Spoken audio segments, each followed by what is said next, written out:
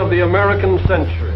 I say that the century on which we are entering can be and must be the century of the common man. A radical redistribution of economic power. I mean, we know that racism is just a byproduct of capitalism. Everything would be all right if everything was put back in the hands of the people. We need a government that will make sure Americans are taken care of and organize the economy to serve the people, not the profits of a wealthy few. We now have the techniques and the resources to get rid of poverty. We got to start getting out there with the people. Get out of the movement and get to the masses. We need a government of action.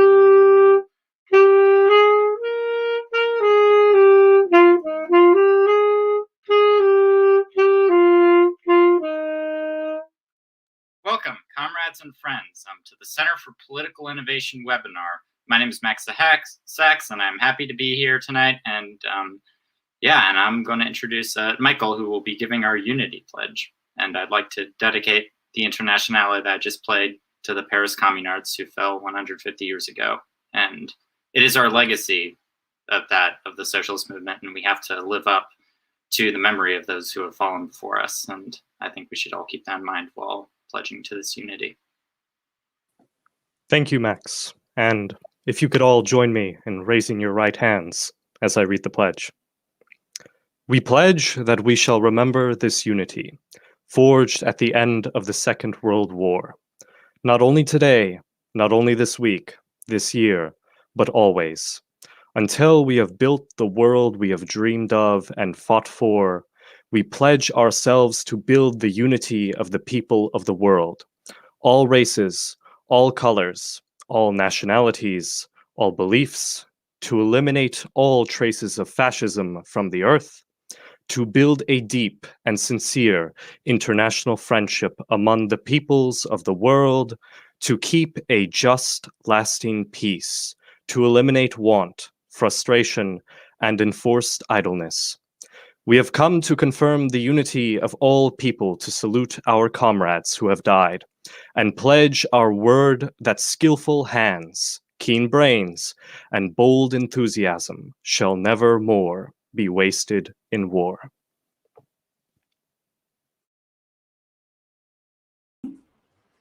Hello, comrades and friends, fellow workers.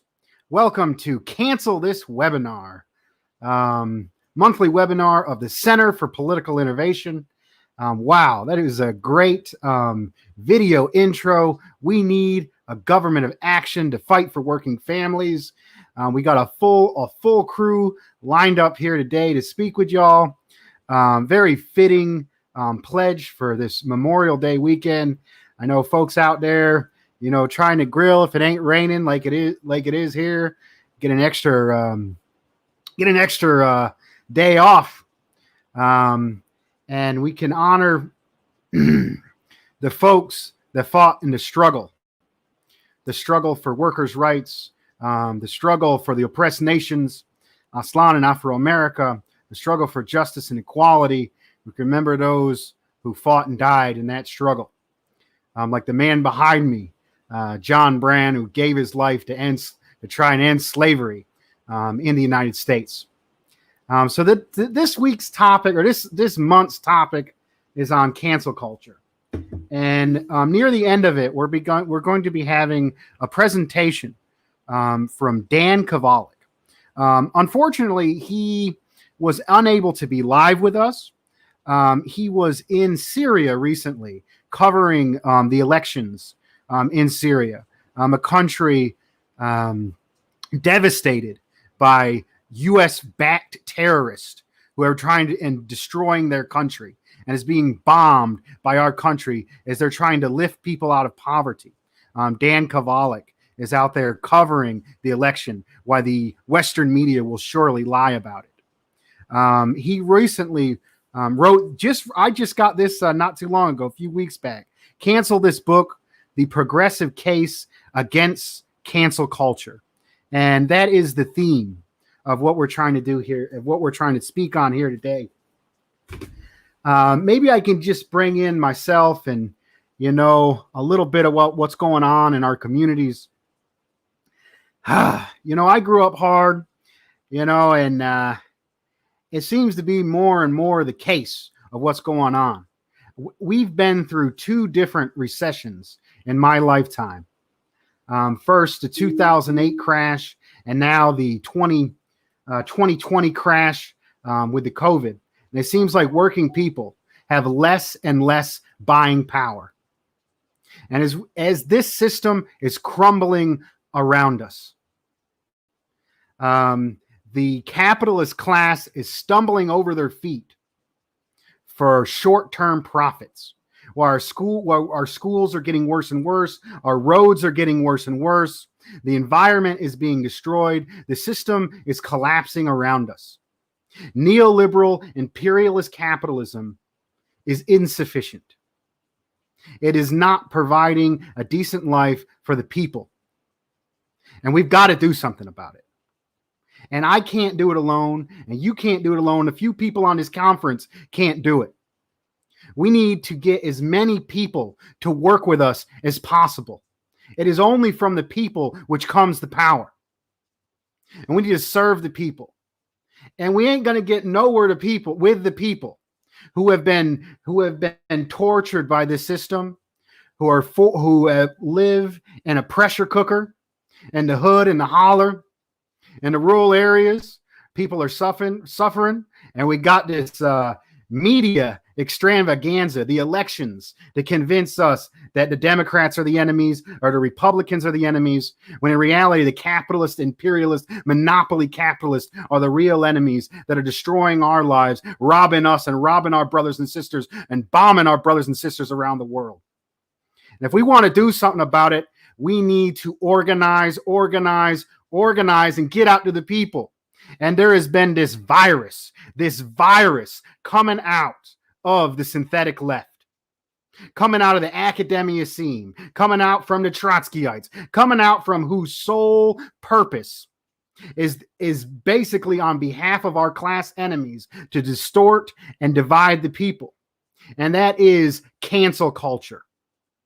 How are we going to organize people? How are we going to do what the Panthers did and what the Chicano folks did in Chicano Moratorium, or what the 1930s and 1940s communist movement did to build the labor unions, if we're going to go out to people and say, hey, you got that wrong. You're a transphobe. Go to fuck away from here. We don't need you. You're perfect. It seems like all the communists and other folks want to do is build these little tiny social clubs where everybody's perfect.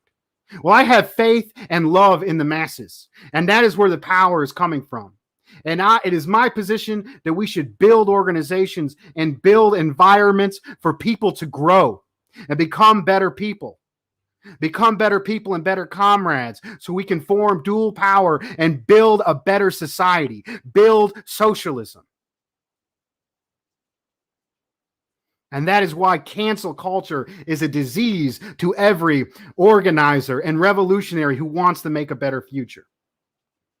Now, I'm very, very happy to have with me tonight one of my great friends and comrades that I've known for over a decade, who is struggling in Aslan, Khalifas Aslan. He is son of the leader of the longest standing chapter of Partido Raza Unida. He is a community organizer, labor organizer, and leader of the current Partido de la Raza Unida, and also the media group Telejaguar.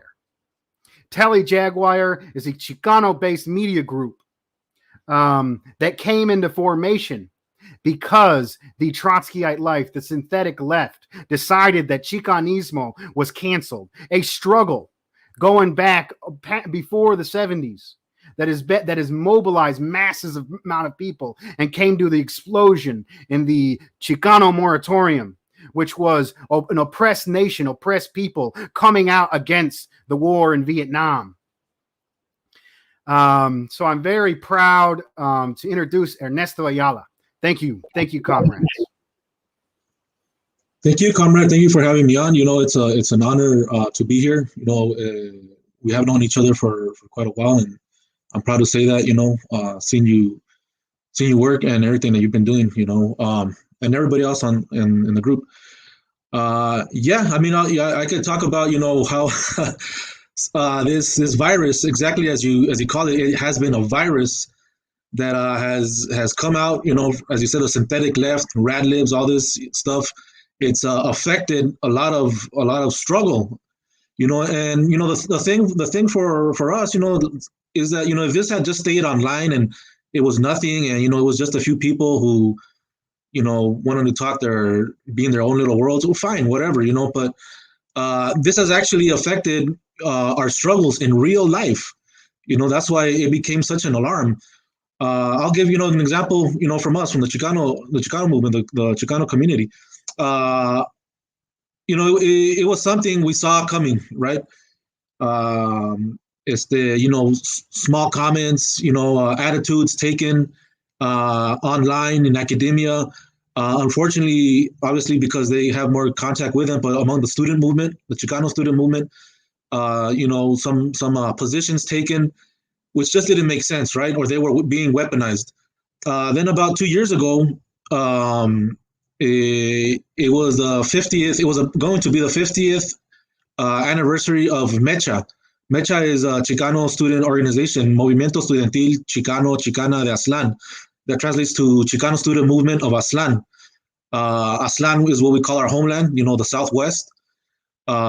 So it was going to be the 50th anniversary, and that was supposed to be something very significant, right? Because you have the student movement, this Chicano student movement, that's through thick and thin has survived 50 years of onslaught, 50 years of attacks, some of them open, some of them similar to this, and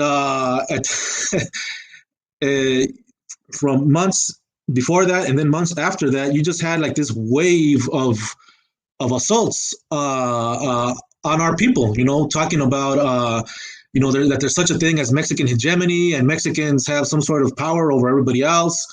Whatever the Mexican government does, you could blame on Chicanos or Mexicans here, that we're neo-colonizers, that we're not indigenous, we're indigenous descent, and we're taking land away from our own people, other native people somehow. That our culture, literally, you could have torn some of this stuff out of the pages of some, right-wing Minuteman, playbook, literally. They were saying stuff like Chicano culture is trash, Mexicans are canceled, Chicanos are canceled, Aztlán is colonial, it's problematic, this and that. A whole bunch of, nonsense and garbage that if it had been coming out of somebody, an Anglo person, it would have been straight up racist propaganda. And actually, some of it, they actually did, they were caught. There was this one page called, ironically, Chicanisma, and this person was putting memes that were quoting some, document from the mid-2000s from the Minutemen, some Minutemen group. I don't know if y'all remember those people. They were the ones, anti-immigrant, which a lot of that really just meant anti-Mexican.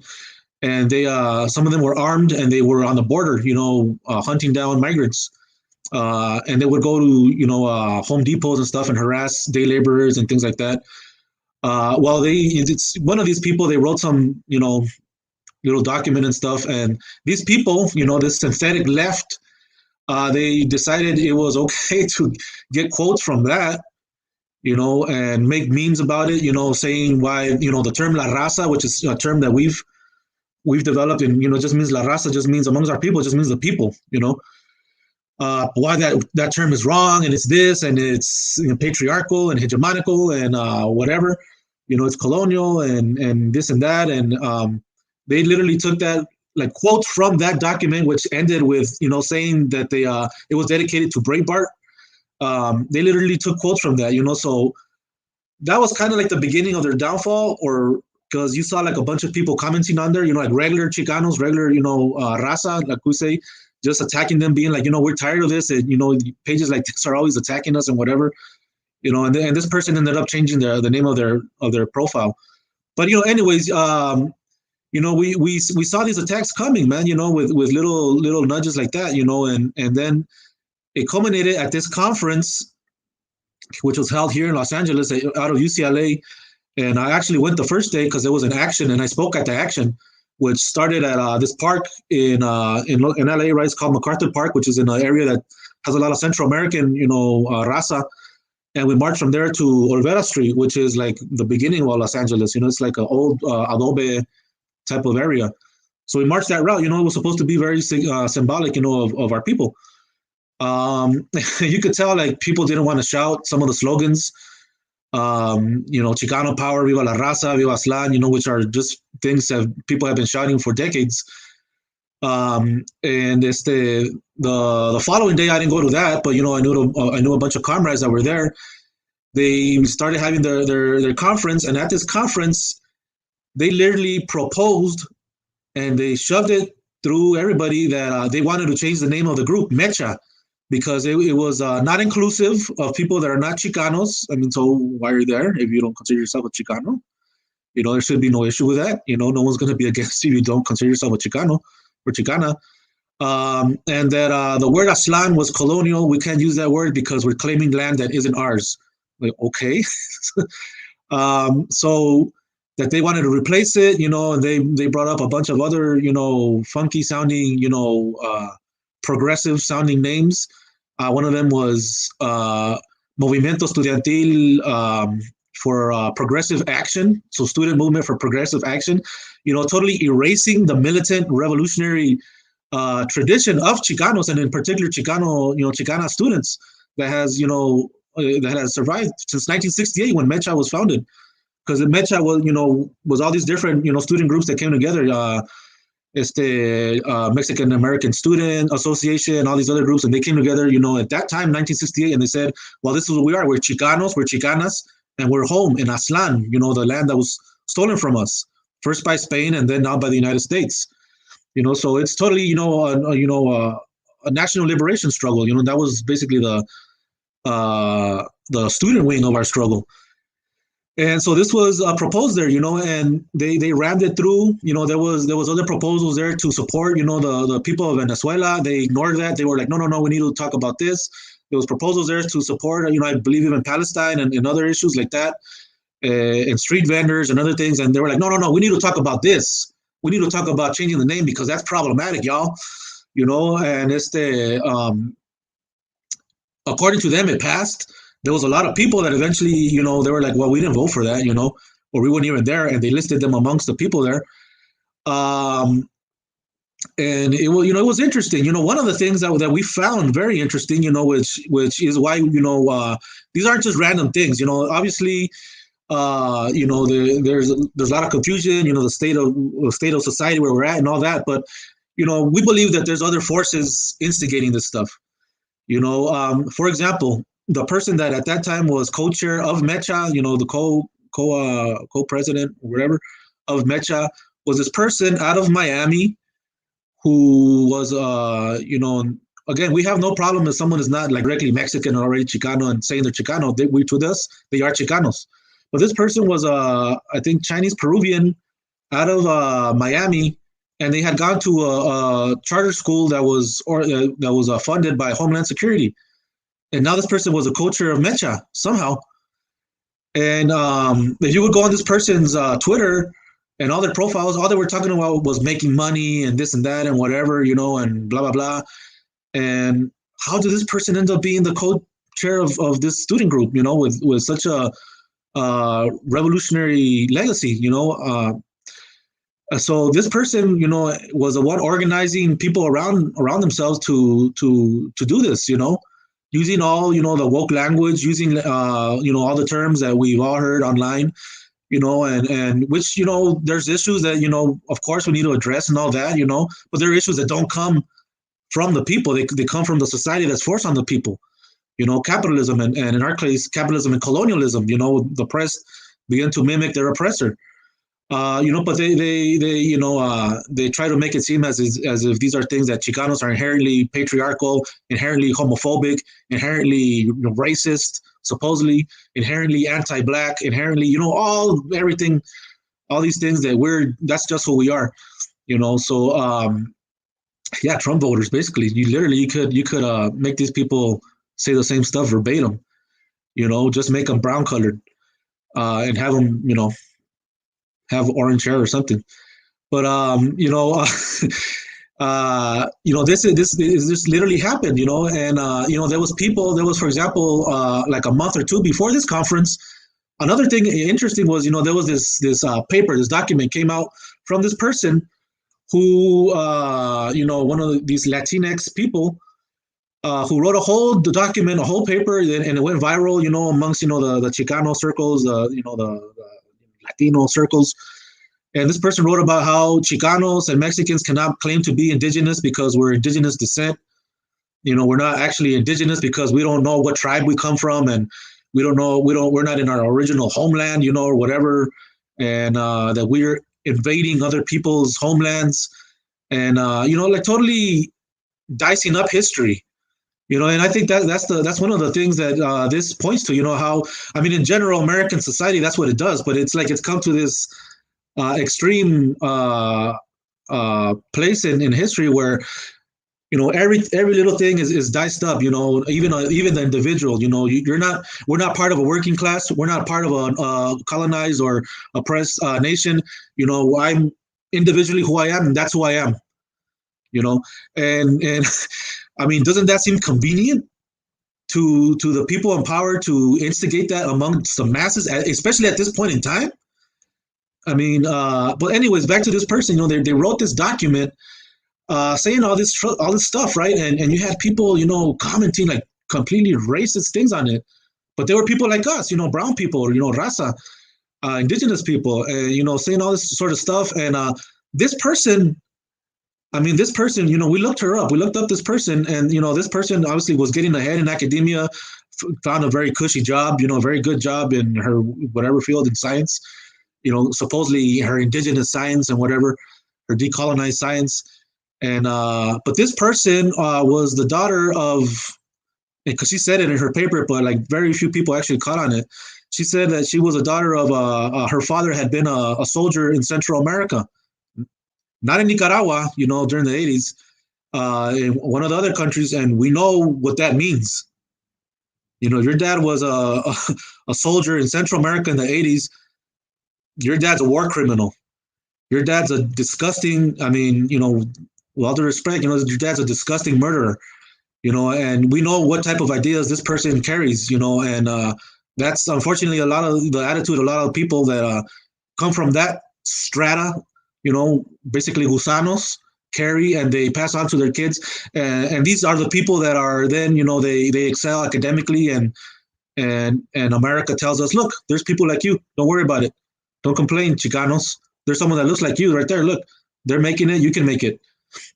So shut up and don't complain. I mean, that literally happens. Because in higher education, the lowest academic group amongst, again, quote unquote Latinos are Chicanos, specifically male Chicanos that attend and graduate higher education. But so this person, they wrote that, and this person, they're the daughter of a soldier, a former soldier in Central America. Okay, so we know what type of attitude this person has about all sorts of stuff, so yeah, but it's they dealt a literal blow to our struggle, and this was just months after everything that was going on in Nicaragua and Venezuela, obviously. But we had that time, was it like 2018, I believe, where the elections in Nicaragua, and you had like all this stuff online, all these fake profiles saying all this stuff about, oh, Daniel Ortega is this and that, and the Sandinistas are this and that. And then a few months later, it started happening amongst Chicanos, so it's obvious, if the empire is trying or tries to crush however they can, maybe not in the traditional form, but tries to attempts to crush and confuse national liberation struggles in the rest of our continent and the world, they're going to try it at home, because they need to keep themselves intact. They're not going to permit a portion of the population that doesn't identify as American to develop, and claim land that was taken from them, which is the Chicanos, and we're rapidly becoming, we're already a majority in many areas, and they fear that, and they have a legitimate fear about that, but the thing is, we don't know that as an oppressed people, but they're going to try whatever they can to confuse people, and break us up. Tear apart the solidarity we might have, as oppressed people, and it's what they've been doing, in general to the population. Like I said earlier, we're at this point in time where you just become your intersecting identities. So what does that do? That just confuses people. That just makes people not feel, this whole language about allies, instead of comrades or brothers and sisters, have to show, to give up space to, or don't take up space, instead of solidarity, which is the only way human beings have been able to do anything, throughout history, whether it's here, whether it's in Africa, Asia, Europe, the rest of the Americas, the Pacific Islands, anywhere, so yeah, that's how it affected us, So out of that, we decided, compañera Karina and Matt Cedillo, who's a poet, Chicano poet. We decided, we had to do something. We had to fight them back. We can't just stay quiet, because one of the things these people count on is, they try to, like the name of the program, they try to cancel you, and oh my God, they're gonna cancel me. I've been canceled a few times already, and I'm still here. Nothing happened to me. As a matter of fact, a lot of the people that canceled me, I don't see them around anymore. So it's like they self-canceled after canceling, and it's because they have nothing to stand on. It's just that fear that they put into people. Like, oh, you're going to say something problematic, and you're not really saying anything problematic, but you're saying stuff that is inconvenient that they don't want to hear. We're all for, defending the rights of our, LGBTQ queer, family and friends and comrades, obviously we'll fight to the end for them, or for our sisters, and they've been fighting, and that, as a matter of fact, that's one of the things that they brought out, in particular about the organization that I belong to, La Raza Unida. There was this conference in the 70s where the women walked out of this conference, and the women at that conference were like, we're not going to be the ones in the kitchen just making tamales while you guys, the men, are over there theorizing and organizing and all that. And the women walked out, and the women said, we want our place in La Raza Unida, we want our place in the Chicano movement, we want our place in our struggle. And these people have taken that, and they're like, oh, look, the Chicano movement is patriarchal and problematic and this and that, and it's part of Chicano culture. But I think that proves something else. I think that proves that the Chicano people are combative and will fight to the end, as any other oppressed people, to demand our right wherever or whoever we are. So that's the way I see it, But and so, we have that tradition as a people, and obviously all oppressed groups have that. But that's something we've had to fight. So we started, this platform Telejaguar out of that, to fight back against these people, to try to educate people, because one of the things, again, as has been said, earlier, in general, the population doesn't know anything about Chicano history and Chicano people. We're led to believe that there's this amorphous brown blob called Latinos, or now Latinx, that just exists in the United States. And 70% of that is directly Chicano, Mexicano. And, again, like I said, Chicanos in our people, in our community, we, we have people that are not of Mexican descent or already Chicano that become absorbed because we're a nation in development. I mean, history doesn't stop at the borders, and it didn't stop in 1848. Groups of people keep developing. That's just the way reality is.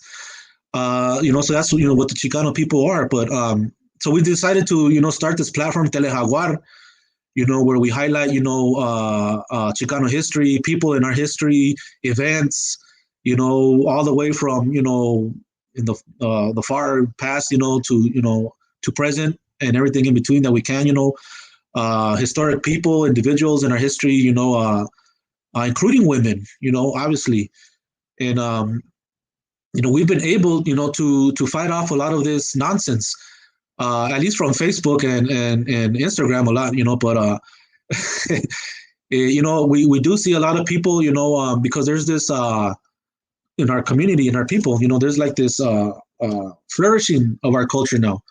And a lot of people beginning to once again say, I'm Chicano or I'm Chicana and I'm proud, or even people saying, I'm Chicanex. I mean, at least that's still Chicano, but, and, they try to, that's another perfect example, the fact that a lot of us argue against this word, and it's not, has nothing to do with, Latinx. I mean, it's going to confuse a lot of people, and people should take time, to, if that's what they want to use to explain it to people that are confused, because that's part of education. That's part of being a revolutionary. You struggle with people, and you take your time, to educate. These people don't want to do that. They just want to cancel you if you don't agree with them, but we're not against Latin X because of the X. We're against the word because it attempts to erase our history and our struggle for national liberation. Our history as an oppressed indigenous group of people here in the Southwest, what is called the Southwest in the United States, what we call Aztlán, our occupied territories. It attempts to erase all that rich history of struggle, all those people that have fallen, in this struggle, given their, the most ultimate sacrifice, their lives, both men and women, both young and old, and everything in between, people that have fallen, shouting Chicano power, Chicana power, Viva Aztlán Libre, Viva la Raza, so, we did made this platform, and we've been able to struggle, and I believe successfully, against, a lot of these forces that have been confusing our people, and once again, like I'm saying, you see a resurgence of pride, because that's, as a colonized people, to fight, to struggle, and we can see this with the Palestinians. If the Palestinians didn't have, one national identity as Palestinians, where would they be? Israel would have, they've put them through hell, but Israel would have been able to, probably done worse than that. But the Palestinian people know that they are Palestinian, period. Whether they're young, whether they're old, whether they're, a woman, a man, a queer person, non-binary person, et cetera, they know they are Palestinian. And that's, the iron tested identity that Israel, Zionism cannot stop. And that's the only reason the Palestinians are able to put up such resistance in the face of such terror. So the first thing a colonizer, will do, which obviously haven't been successful with the Palestinians, but the first thing they do is obfuscate, and confuse the colonized and take away their identity. And that's what we're fighting against. That's why they've been able to break our ranks and push forward, destructive policies on our communities. They have torn apart our communities, our neighborhoods. And you see that with gentrification, the gang injunctions and all this other stuff, because we don't have that solid identity that we did at one point. We had that solid identity. You had people that amongst in the Chicano community that belonged to tribes that were Mexican, that were first generation Mexican, or that had been here for generations, that are Central American, that are Filipino, that are from other national origins, and we come together that are white. There's been white people that say they're Chicanos and they grow up in the barrio like everybody else. So it's like this developing national identity, mainly in the Southwest, that is going to prove a problem to settler colonialism and imperialism, when it gets off the ground. So, obviously, that the first thing, a colonizer would do is confuse the colonized. So we're fighting against that. That's one of the, it's like, the base. We're fighting against that because we need to have a solid national identity. Who are we? Otherwise, if we don't know who we are, we can't move forward. It's like an individual. You don't know who you are, and then you believe you're just an individual. And even then, I don't know what, these people would want to do. You're not going to move forward, and you're going to let whoever is putting their heel on your neck to continue putting their heel on your neck.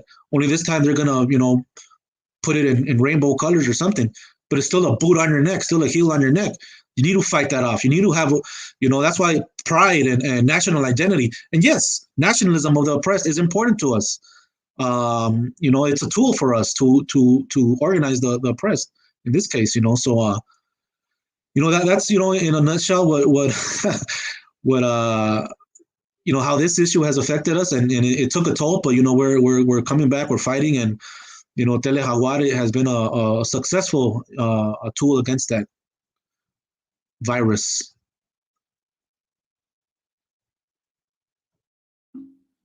Thank you so much, comrade, for that moving speech. I particularly like the way how you connected the struggles of Aztlán with Palestina, Nicaragua, Venezuela. Is the imperialist attack? The imperialist, the monopoly capitalist, this small group of oil banking cartels is attacking the Chicano people, the Afro-American people, the working class here, and the global South around the world. And I applaud you for all the great work you're doing and the knowledge that you're spreading, brother. The next speaker and performer, I have been following for a number of years. The first song I heard of his was St. Patrick's Battalion, and it changed my life. I've been following him ever since. He is a world-round traveler, a professional musician, and extremely innovative. As the record industry was collapsing and selling physical media was collapsing, he came up with a Patreon, a community-supported art program before Patreon even existed. And he has been continuing to do live streams from various platforms on a number of subjects. Please welcome Comrade David Rovics. Thank you so much. That was absolutely fantastic presentation, Ernesto. And I'll talk, but first I want to do some, what do you call it, like annotating of what Ernesto was just talking about.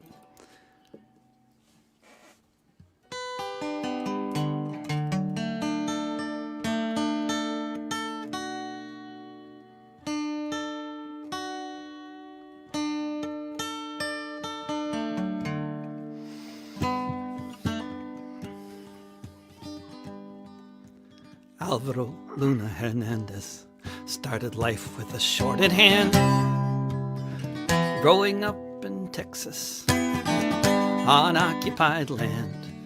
His troubles with the law and with the sheriff of Alpine resulted from a racist gang crossing every line of respect for human decency. Vicious thugs in blue who have ruled the hills of Texas since long before 52. In the middle of the 20th, when Alvaro was born, it wasn't long before the first time that he was torn from the streets of Alpine to a windowless cell, when the cops kicked his head till no one could tell if he'd live or die, and somehow he was breathing still when the morning sun was shining in the Texas hills. Alvaro Luna Hernandez grew up to lead the fight against police corruption and for human rights. Falsely accused of murder, incessantly harassed, a young life in constant danger, quickly flying past. So on the day a cop came to his house, pointed his gun, Alvaro knocked it out of the officer's hands, and he did run. Alvaro Luna Hernandez hid out underground after the biggest manhunt in West Texas. They fired many rounds. He managed to surrender without being shot, and that was the last breath out of prison that he ever got. The trial was a sham, and he was given 50 years, sentenced by the machine to be ground up in the gears. Since 1996, a quarter century ago, in solitary confinement, they've kept Alvaro. He's now lived to be an old man, and whether he ever leaves, justice in the USA exists only for the thieves who came and stole this country, declared it to be theirs. Colonizers in power, Chicanos in the crosshairs. Alvaro Luna Hernandez started life with a shorted hand, growing up in Texas on occupied land.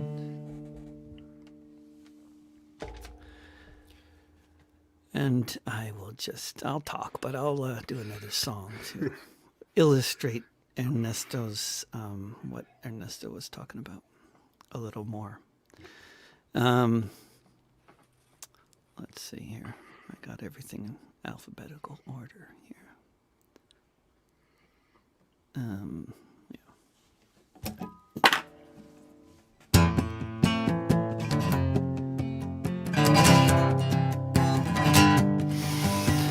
I heard them marching, chanting, "Kill them all." I saw millions of people trapped behind ghetto walls. I saw the soldiers shooting every Friday afternoon. I saw some exposed to sickness, with others made immune. I saw the tear gas in Al-Aqsa, eyes open wide. I saw the mob attack the motorist and beat him till he died. I heard the generals lying.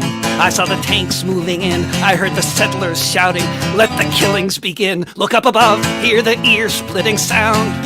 Watch the buildings crumble to the ground. See the planes in the sky there by the sea, so much like New York City. I heard the wailing voices of the dying and forlorn, of the kids who couldn't get out and those who weren't warned. I saw all the schools and hospitals in pieces there still from the last time the IDF came to maim and kill. I saw the brave children with piles of rocks facing tanks demolishing city blocks. What's left of the grove but some sap as they try to wipe Palestine off the map. Look up above, hear the ear-splitting sound. Watch the buildings crumble to the ground. See the planes in the sky there by the sea, so much like New York City. I heard the DNC and all the Republicans too pledge allegiance to Netanyahu. I heard the president starting the story with rockets launched from a ghetto where people live in rubble, starved by an embargo. I saw a whole lot of crocodile tears on display for the zillionth time. I heard politicians say, "Can both sides please de-escalate?" On one side are the occupied, on the other an apartheid state. Look up above, hear the ear-splitting sound. Watch the buildings crumble to the ground. See the planes in the sky there by the sea, so much like New York City. I heard them marching, chanting, "Kill them all." I saw millions of people trapped behind ghetto walls. So, my experience with this phenomenon that this webinar is about goes way back. And I don't even know like exactly how to describe the phenomenon, but there's like a tremendous atmosphere of paranoia on the left that has been getting worse throughout my adult life, and anti-social media has exponentially increased the paranoia. And there's been groups such as the Spartacists League, which I don't know if they exist anymore. I mean, it's up to the FBI. But there's been groups like that that just all they do is create division. All they do. And you can find these people all over the place online. I think they're less prominent in the real world. But online, there's all these people, and they come in all, generations, colors, everything. And they have this whole orientation towards denunciation, disavowal, just calling people out for no particularly good reason other than calling people out. And I think it's very important to distinguish between calling out extremely powerful people who are doing extremely horrible things and basically, forming a circular firing squad and taking out your comrades, which is the phenomenon we are talking about here. We are not talking about Harvey fucking Weinstein. We're talking about what is going on the left, which is fucking crazy, and it needs to be understood, I think, and I need to understand it. I don't understand it, but it's this. But I think it's rooted in a culture of paranoia. It's rooted in this culture of people never using their real names, going around with masks, and I'm not talking about pandemic masks, but there was a certain set in the left that liked to wear masks before the pandemic too, and who were very happy that we now have to wear masks when going into the bank. And I must say that I'm very happy wearing masks going into banks too.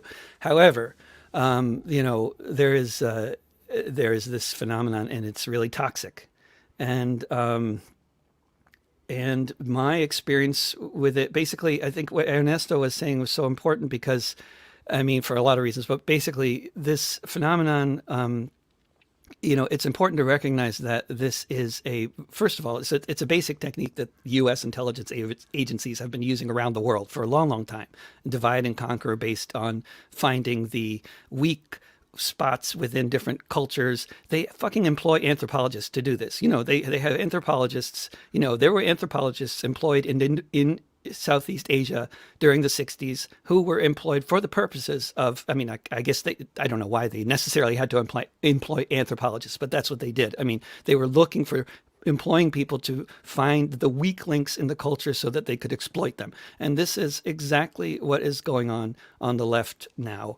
But it's not new, but the weak link, and it's not, and it is but what really is most troubling about this phenomenon is what Ernesto was talking about, that it is our fellow leftists, doing this kind of thing, or people who think of themselves as leftists. We can call them the synthetic left. That's a nice term. Or we can call it the circular firing squad, or we can call them the extreme identity politics crowd, whatever word we want to use to describe this phenomenon. There's a lot of words out there. I mean, there's pros and cons to them, and I'm not sure what the best one is. And I understand, and I've been using the term left cancel culture because it's so provocative, because the term cancel culture is coming out of the right. So, sometimes it's useful to piss people off to get them to think like, oh, we're doing that? We really are doing that. Oh, that's us they're talking about. Yeah.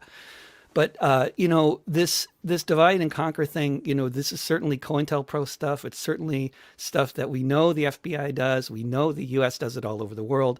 And what I think is becoming increasingly clear, and is certainly nothing that we should be pretending is not happening. And I don't know in this crowd whether or not you think I'm wrong, but I think this is a statement of the obvious, that there are people all over the world who have lots of organizations and intelligence agencies and lots of other individuals and organizations who are very interested in the idea of creating divisions in the United States. And, and they definitely are in Russia. And they definitely are in every country on the planet, probably. But the idea that they're not doing that in countries that, of course they are. Of course they're hacking. Of course they're hacking all those systems as well. There's all kinds of shit going on. And why shouldn't they be doing that? The United States is doing that all over the world. So of course, there's lots of entities doing this kind of stuff. They don't all have the betterment of humanity in mind. Destroying society in the U.S. is a goal in itself. And maybe it's a good goal. I don't know. I tend to think not, but for some people in the world, it might seem like a sensible move in the right direction. I don't know, but it certainly is all kinds of people from all kinds of places who are engaged in these things, and we don't know who they are. We don't know who they are. If somebody is on Twitter or Facebook or Instagram, you do not know who that person is. And if they claim to be whoever they are, don't believe it. If they're verified or whatever, okay, but some random person claiming to be whoever they are, we don't know who these people are. And, we don't know where they're from. We don't know what their interests are. We don't know if they're right wingers or left wingers. But what you can do, what I often do is look at the Twitter feeds of the people who are calling me a Holocaust denying anti-Semite, which is a common accusation, completely baseless. But when these kinds of accusations are being made, I look at their Twitter feeds. These people, these people trying to find anti-Semitism under every rock, whether it exists or not. These people are, they everything on their Twitter feed. I mean, it's like, the entire thing on their Twitter feed, it's all taking down their fellow leftists. You can see, so, this is these are the modern iteration of the Spartacus League. And for those of you who are too young to know what the Spartacus League was, it was a group that put out a newspaper called the Workers' Vanguard that all they did was take down fellow leftists. And I don't think the paper still exists. Maybe in some corner of Manhattan, there's still a publication with 5 copies or something. But I mean, this is what's going on. And my experience of it with this phenomenon began in Germany with basically 21 years ago when the Second Intifada started in Palestine, and I started writing songs about it and got a tour of Israel canceled. And basically, I started getting vilified, for being a pro-Palestine, for supporting the Palestinian cause, and this took various forms, including this bizarre form of known as the Anti-Deutsch. And I won't try to explain what this group is. I've written a lot about them. If you want to read articles about them on Counterpunch and elsewhere.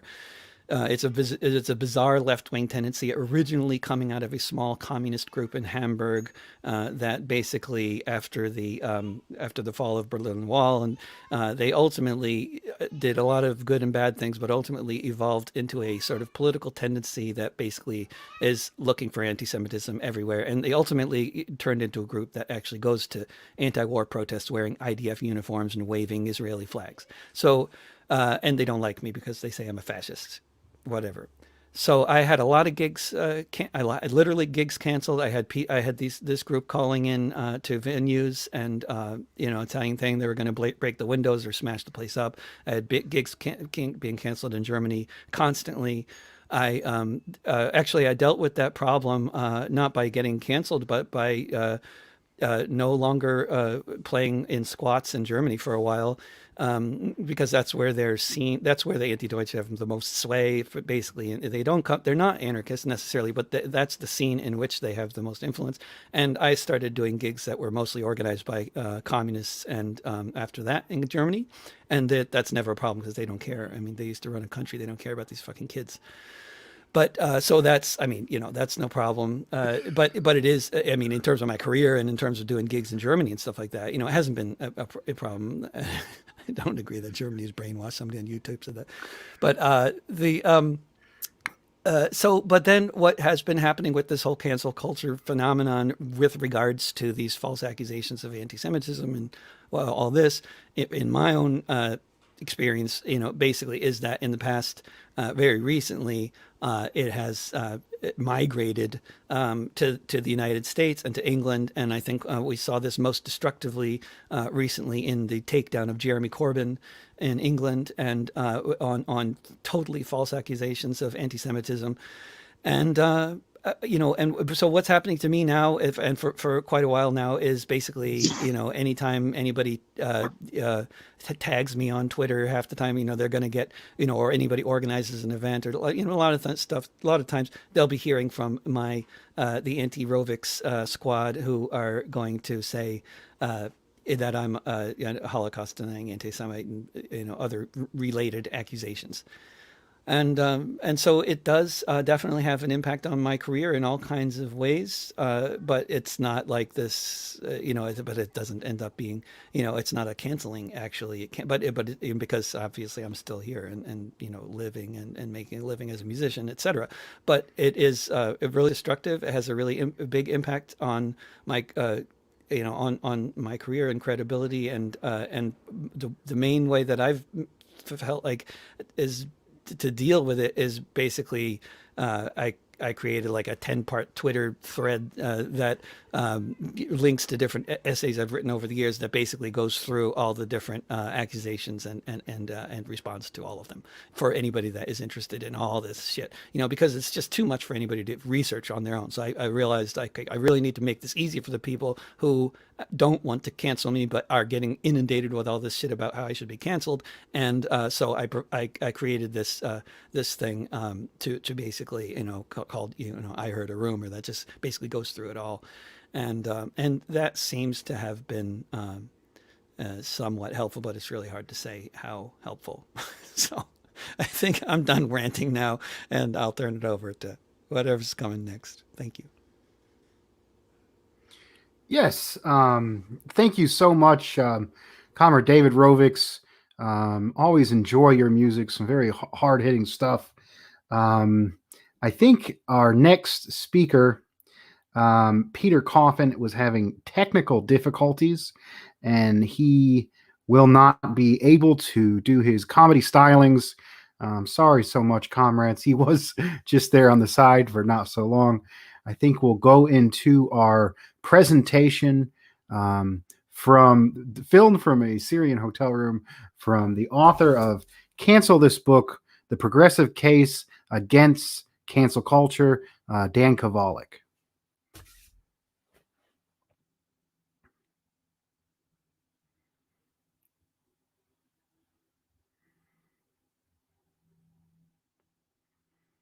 Caleb, are we able to get that up and going? One quick technical thing. I think I have to. One quick second here. All right. Try one more time. All right.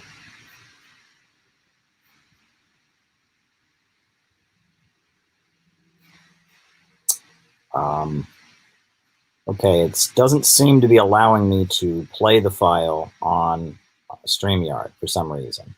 So I'm going to share screen, actually. That'll be the next thing I do. Sorry about the technical holdup here. All right, let me just, all right.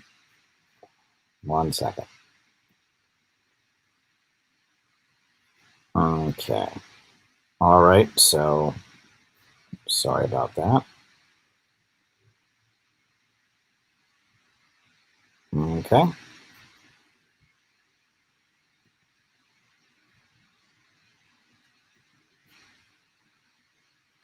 Okay. Hello.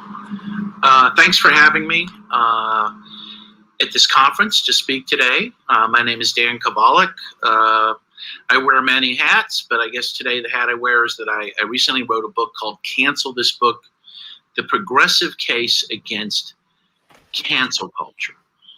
And I'm actually coming to you from Syria. I'm in Damascus, Syria right now, which may not seem relevant to this discussion, but actually something I saw yesterday made me think that it's relevant. So I was at a market in the old part of the city of Damascus, and the market has Roman pillars that the Romans actually made there because, of course, the Roman Empire stretched into Syria, and there are many Roman antiquities throughout the country that the Syrians protect, in which, frankly, the jihadists who invaded here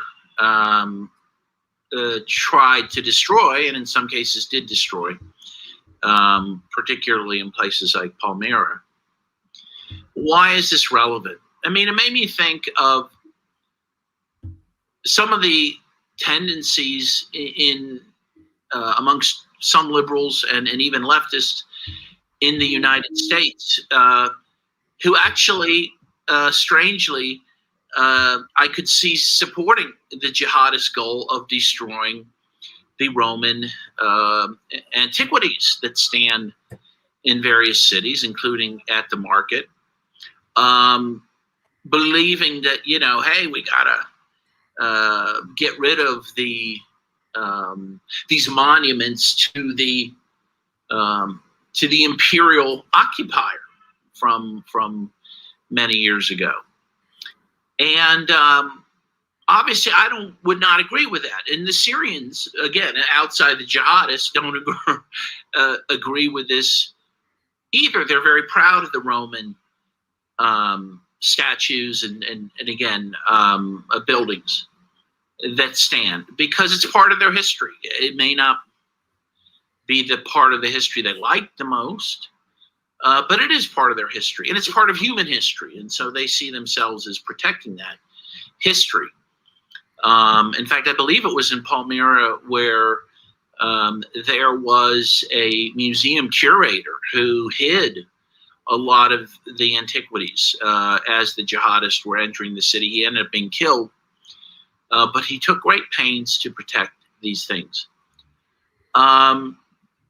And we see in the U.S., again, amongst the liberals and some of the left, and that's who I'm going to focus on. The right wing, they have their own version of this cancel culture, but I'm going to focus on the left end of the political spectrum, because that's where I come from, and that's what I know the most of. And frankly, it's the left end of the cancel culture that bothers me the most as a leftist. You have people in the U.S.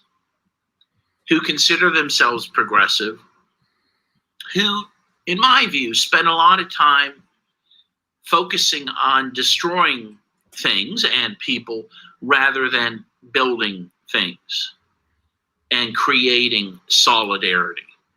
I see, as part of this cancel culture, evidence in attempts to destroy or bring down or get rid of statues of even people like Abraham Lincoln. There was an abolitionist statue that was taken down. You have this beautiful art murals in San Francisco that were made during the New Deal, actually made by a communist. Beautiful mural depicting George Washington and other founding individuals, and showing them killing Native Americans and enslaving people. Now, of course, I thought that was a history we wanted to show people, but the school board, because this is in a high school, actually moved to destroy these murals, saying that this would trigger some of the high school students. Actually, it was Danny Glover who fought to prevent those murals from being destroyed. So in the end, they covered them. So they did cover them. So these high school students, who I guess go home probably and play Call of Duty and other violent video games, and who, watch Quentin Tarantino movies and other kind of violent movies, somehow we are told by the school board simply cannot deal with this work of art. Completely insane. But this is the moment we're finding ourselves in. And again, the most common form of this cancel culture is the focus on destroying individuals. My book was written because of something that happened in my hometown of Pittsburgh, Pennsylvania, to a dear friend of mine. Her name is Molly Rush. She's been a peace activist for over 50 years. She's 85 years old now. Her first big action, she didn't even tell her family, her husband and kids about. She just left and did it. Was a civil disobedience to protest nuclear proliferation. This involved going to a nuclear missile site and symbolically hitting a hammer on a nuclear missile. I don't think it was armed at the time, by the way. And she was there with the Berrigan brothers, if you know them. She was arrested. She actually faced a potential life imprisonment. That never happened. She did serve 11 weeks in jail, much to the chagrin of her family, who, again, didn't even know she was going to do this. She then went on to live a life of fighting for peace and justice. She helped found 50 years ago, I believe this is the 50th anniversary year, of the Thomas Merton Center in Pittsburgh, one of the oldest peace and justice organizations of its kind in America. She advocated successfully for the construction industry and unions to admit African American construction workers. She's lived an upstanding life. And then last year, during the height of the George Floyd protests, she posted a meme. She actually reposted it, like many of us do. You know, you see a meme or post that you strikes your fancy and you just hit share. Well, that's what she did. This happened to be a meme that had a picture of Martin Luther King, and it said on it, "Never looted, never rioted, save the world." Sorry, not save the world, change the world. Sorry. Never looted, never rioted, change the world. Obviously, this was a meme that she interpreted as a pacifist, which is what she is, as a criticism of some of the more violent episodes during the George Floyd protests. Immediately, people began to attack her on Facebook, call for her to be held accountable. And the upshot of it was that the board of the Thomas Merton Center, the organization she co-founded, posted on Facebook an open letter, sent this open letter to all the members of the Thomas Merton Center, saying that she had posted a racist meme on Facebook. They didn't tell anyone what that meme was. Said that they required her to apologize. Didn't mention she already did on Facebook. And at the end said they would no longer, the Thomas Merton Center would no longer associate with Molly Rush because of this one meme. To me, this symbolized something I've been concerned about for a long time. How this type of personal attack on a well-intentioned person, which is important, I think, though the letter said that her intentions don't matter, and that is actually a common perspective of people who engage in this sort of cancel culture. If you run afoul of whatever they think is appropriate, you're canceled. You don't get a second chance. You don't get forgiveness. You don't get redemption. You're just thrown out, proverbially in the trash. And that's what happened to this woman. And one can see how any rational human being can see how, one, cruel this is to a comrade, a friend, how counterproductive it is. What happened in the case of the Merton Center, of course, well, maybe not of course to you, but of course to me, was that Molly Rush's cancellation probably will result in the destruction of the Thomas Merton Center, because the Merton Center is largely funded by donations from the old-time peace activists who support Molly Rush, and they're just not going to give any more to the center. So frankly, this act against Molly was an act against the center itself, and was self-destructive by the members of the board and by people employed there, who were completely unapologetic. They were confronted by some people, leaders from the Merton Center, who sent a letter to the board saying, hey, you can't treat her this way. We should have a meeting. We got to work this out between the center and Molly. And they had none of it. They rejected that. To me, this is an example of something we see a lot. And it, of course, so the claim was that this meme was somehow racist. I guess there's an interpretation, I think a strained one, that could find it as such. The interesting thing is, though, and I note in my book, if you look at the facts, and I think a lot of people know this, most of the violence and destruction done during the George Floyd protests were done by young white men, either anarchists from the left or right-wing folks, Proud Boys, who did it for their own reasons, to undermine the credibility of Black Lives Matter, to maybe start a race war. In any case, that meme could rationally be construed as being critical of them. And they should have been criticized. There was a lot of destruction done during those protests.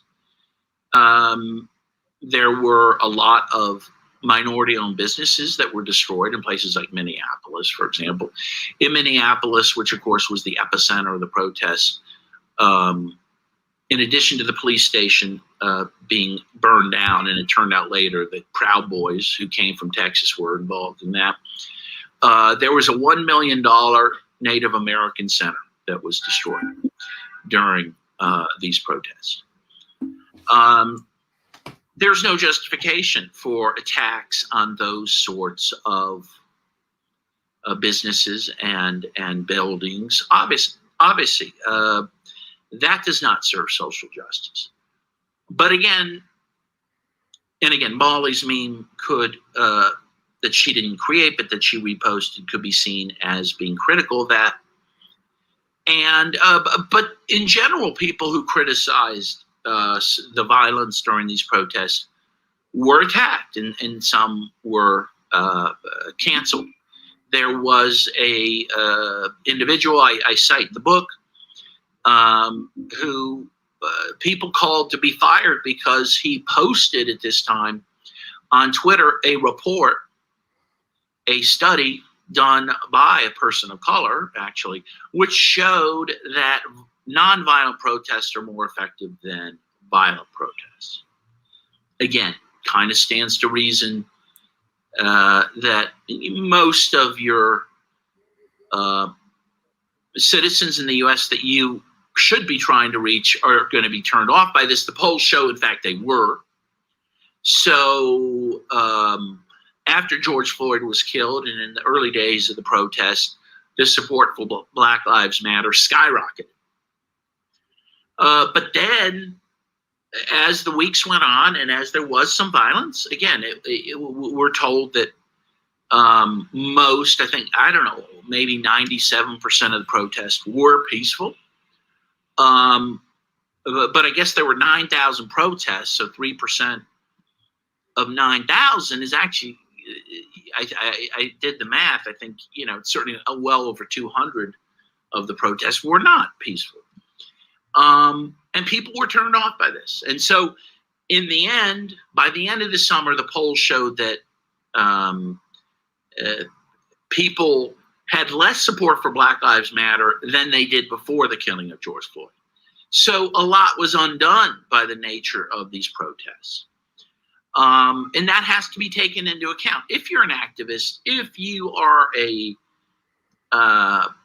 progressive, presumably you want to bring as many people into the tent as possible to create social change.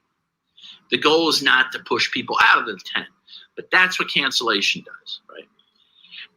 And a lot of the cancellation is directed towards people who may not be as well educated in general, but certainly on issues of race and gender, which, as we know, has norms that are ever evolving all the time, and not everyone keeps up on those things. Instead of someone who takes issue with a statement or a writing that they view to be racist or to be sexist or to be transphobic, instead of just maybe calling the person and saying, hey, that wasn't smart, and here's why it's not smart, and here's why it's not appropriate. Again, that could have been done with Molly if someone felt that way. Immediately, the goal is instead to persecute that person and to shun them in actually a quasi-religious way. There's this almost puritanical nature to this wokeness and cancel culture, in which the attacks on individuals, appear like an old-fashioned witch hunt. And it gets quite ugly, and people end up bullying others in the name of social justice, which I find completely offensive. But the other, so this brings me back to I was thinking about this, the Occupy movement of 2012, which, in my view, could have been a lot more effective in the end than it was, and I have my critiques of that, but I won't get into that right now. But the one thing that was good that came out of the Occupy movement was this slogan of the 99% versus the 1%. The 99% of us who, are fighting over scraps, while 1% of the population in the U.S. controls 50% of the wealth. And I think that slogan was brilliant in many ways. And what it, of course, suggested was that the 99% of us who actually work for a living have a lot in common with each other, more than we don't have in common, and we should unite the 99% of us and overthrow the 1%. Well, that's a smart way to view the situation, and it's smart from an organizing perspective, an ideological perspective. It's very Marxist. What this does, what has happened since that time, is that a lot of people on the so-called left don't want to unite with a huge percentage of people within the 99%. They view them as, in the words of Hillary Clinton, deplorable. They view, oftentimes, working class people in the middle of the country and rural areas as not good enough. They're viewed as racist. They're viewed as sexist, as behind the times.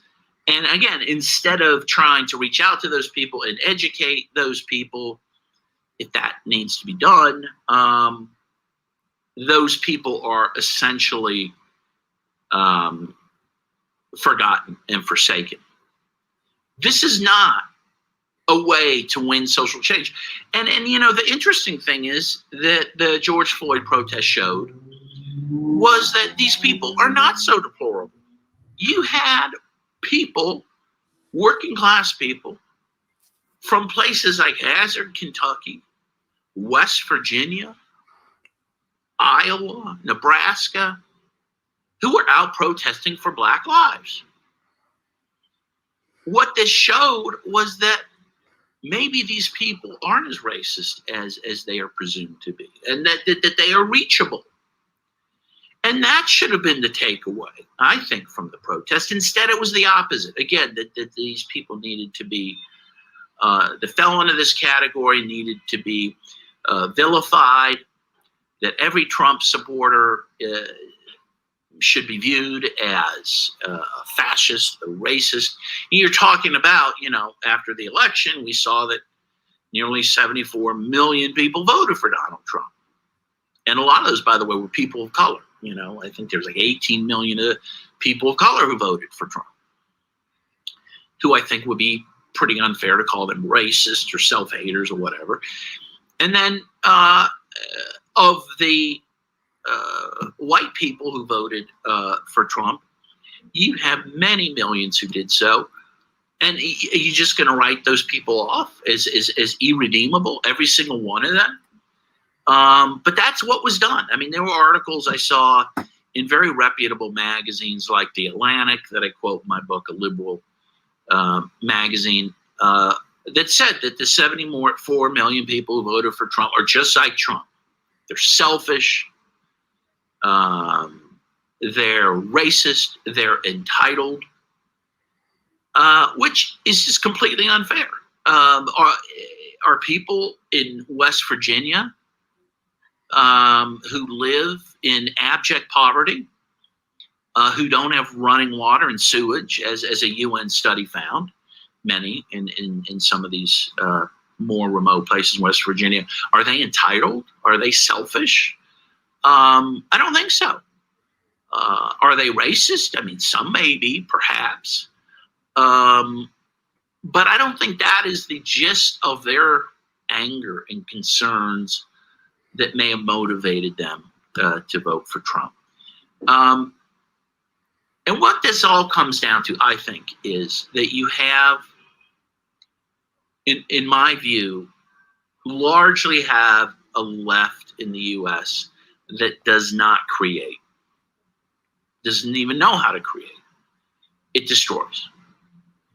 It doesn't know how to build a sustainable movement for peace and social justice. Doesn't even tend to care about peace anymore, by the way, though we did see with the recent Palestinian crisis, for lack of a better word, we did see major protests. That was the first time I've seen such protests really since the anti-Iraq war protests in 2002, 2003. So that was good. But you had a period of years in which there was nearly no activity around that. So again, instead of focusing on those things, instead of focusing on ending the war in Yemen, which is putting literally millions of people at risk of death by starvation, famine, disease, people are focusing on tearing statues down, maybe some that should be taken down. Okay, now I'll just pull up the other file because it was in two files, in two parts. So let me just pull up the other file.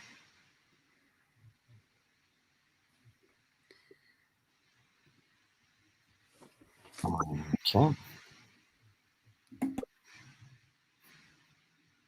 Oh, same problem. All right. Okay. So I guess we'll just share screen. I'll open that file and then we'll share screen once again. All right. Okay. Okay. All right. 3, 2, 1, share screen.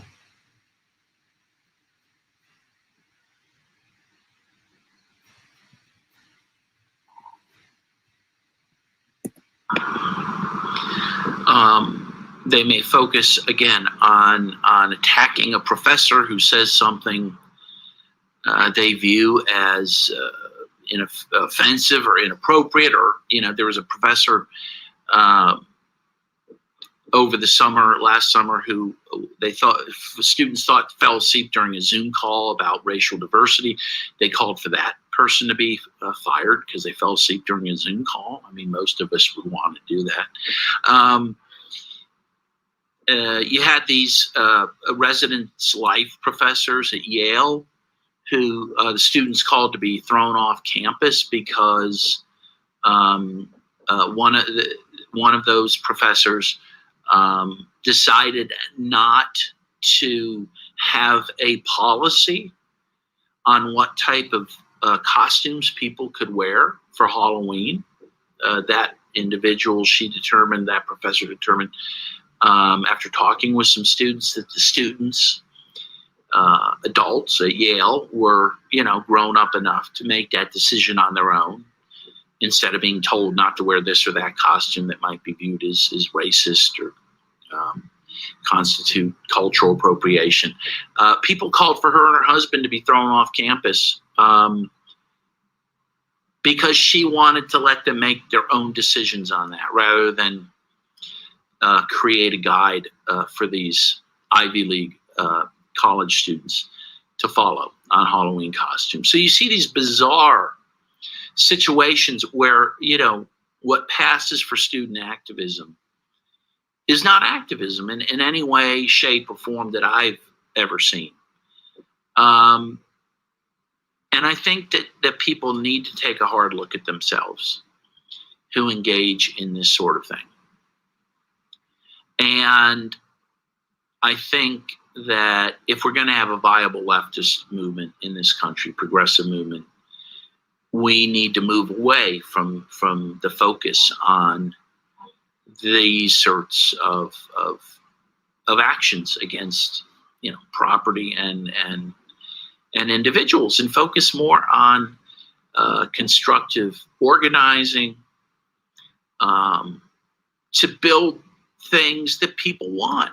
You know, the polls are pretty good, as I show in my book. The polls show 67% of Americans want Medicare for all. Most Americans want to end our endless wars. Most Americans want police reform and want criminal justice reform. There's a lot of room out there to build a movement for those positive things. Instead, the focus is on, again, some of this cancel culture, or, you know, the slogan defund the police, which nobody supports, by the way. The polls show that even African Americans who support that slogan the most, only 33% of African Americans actually support it. So this was a terrible slogan. Again, if you question that slogan as being not very effective and being, in fact, counterproductive, again, you could risk cancellation for that. And so I think, and as I said in the book, it almost seemed to me that those engaged in all of this couldn't do more if they tried to undermine their own movement. And so I think we have to call for sanity and rational discussion about tactics, about strategy, about goals, not cancel people who may have questions about the goals of various movements, who have questions about various tactics of those movements, who question violence as part of social change movements. We have to have those discussions. And cancel culture prevents those discussions. And that is of great concern to me. And so I would urge folks at this conference to consider that. I think another thing to be considered is that cancel culture, especially the particular act of ganging up on someone and trying to humiliate them or get them fired from a job, that sort of cancel culture depends on the silence of people, of bystanders who see that happening and who, largely out of fear of being canceled themselves, do not stand up for the target of that, even if they know in their hearts that what is being done to that person is disproportionate to what they did, unfair, or just simply wrong.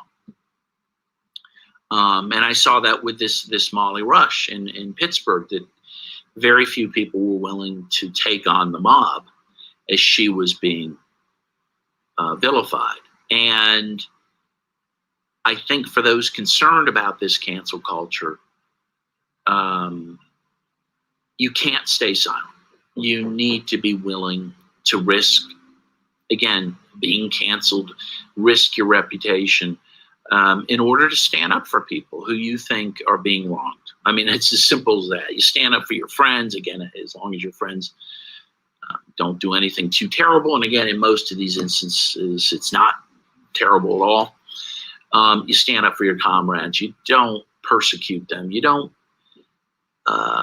allow for them to be persecuted. And so, again, I would call for people to voice their concerns about this on a daily basis, and also to voice your honest beliefs, your honest political beliefs, your honest beliefs about the issues of our day, about whether lockdowns are good during a pandemic or certain forms of lockdowns are good, whether certain tactics, again, of advocating for police reform are good or they're not good. When we don't allow for those discussions, there's no way that we're going to get good outcomes, which is pretty obvious, right? And by, jumping on people who have questions, you prevent consensus being reached over the ways to go forward. And that is part of activism and building a movement. So we need to defend the ability of people to speak. the ability to people to make mistakes. And that is the only way we're going to move forward. I hope this was helpful. Thank you for allowing me to videotape this from Damascus. You probably hear the street noise. And I wish you all the best. Thank you.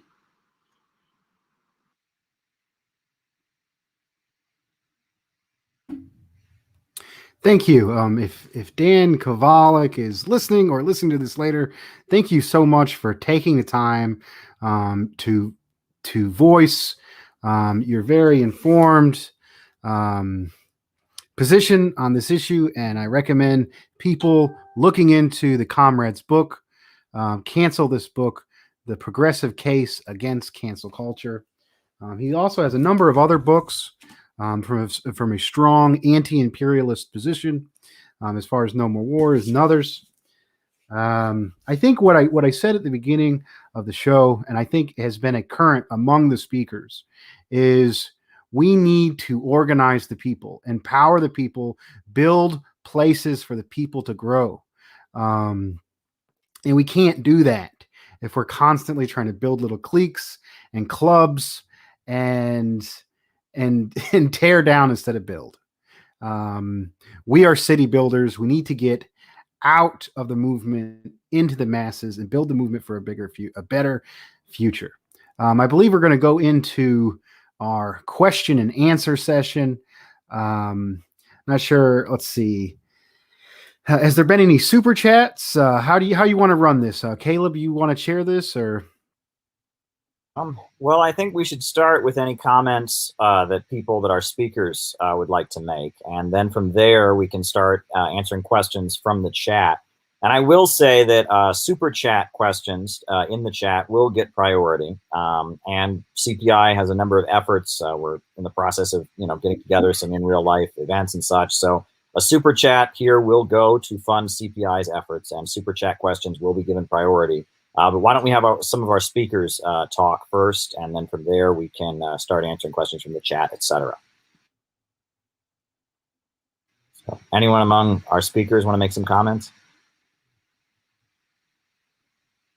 I mean, I'd be more interested in hearing if there's any particular questions, personally, but unless Ernesto has something to say, which I think be constantly interested in. Ernesto, go ahead. No, I'm open for questions as well. Very interesting conversation and hearing everything from everybody.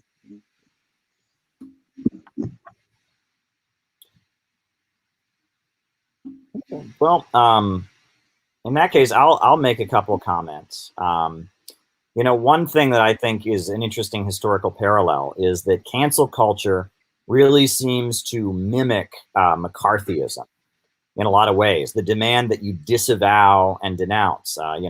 There doesn't seem to be a lot of knowledge of history these days, but during the House Un-American Activities Committee hearings, people would be told, told to disavow and denounce their membership in the Communist Party, and then to provide the names of other people who had been associated with. And as long as you got up and apologized for being in the Communist Party, and then provided names of other people who could then be canceled and forced to do the same thing, that worked. And that seems to be the game that they play. It's like, you can avoid being canceled as long as you denounce this person. Does any of the speakers want to comment on that historical parallel, perhaps? I mean, I would just want to say that, yeah, that is absolutely part of the phenomenon that's taking place and that's been going on in my experience for, I don't know, I guess that aspect that you're talking about for me is something that goes back, I guess, about 10 years. But this sort of idea of being, if you associate with somebody who somebody thinks is wrong about some important issue, then you are guilty by association if you don't denounce that person or if you continue to associate with them. And I see there's a question on that question is I actually have written a number of songs on the subject. I have a new album out called It's Been a Year. I don't sing on the album and I don't know how the songs go, so I can't do one for you now, but basically I wrote all the lyrics and a band called Virtual Bird did everything else. And the song is called Woke. And I also wrote other songs that are related to cancel culture. One is called "I'm a Better Anarchist Than You," and one is called "Vanguard." So I just wanted to insult all my friends, and insult the anarchists and then the communists, and see if I had anybody left with a sense of humor. And it turned out that most of them actually did have a sense of humor, and the 11 people I alienated with those songs probably needed to be alienated.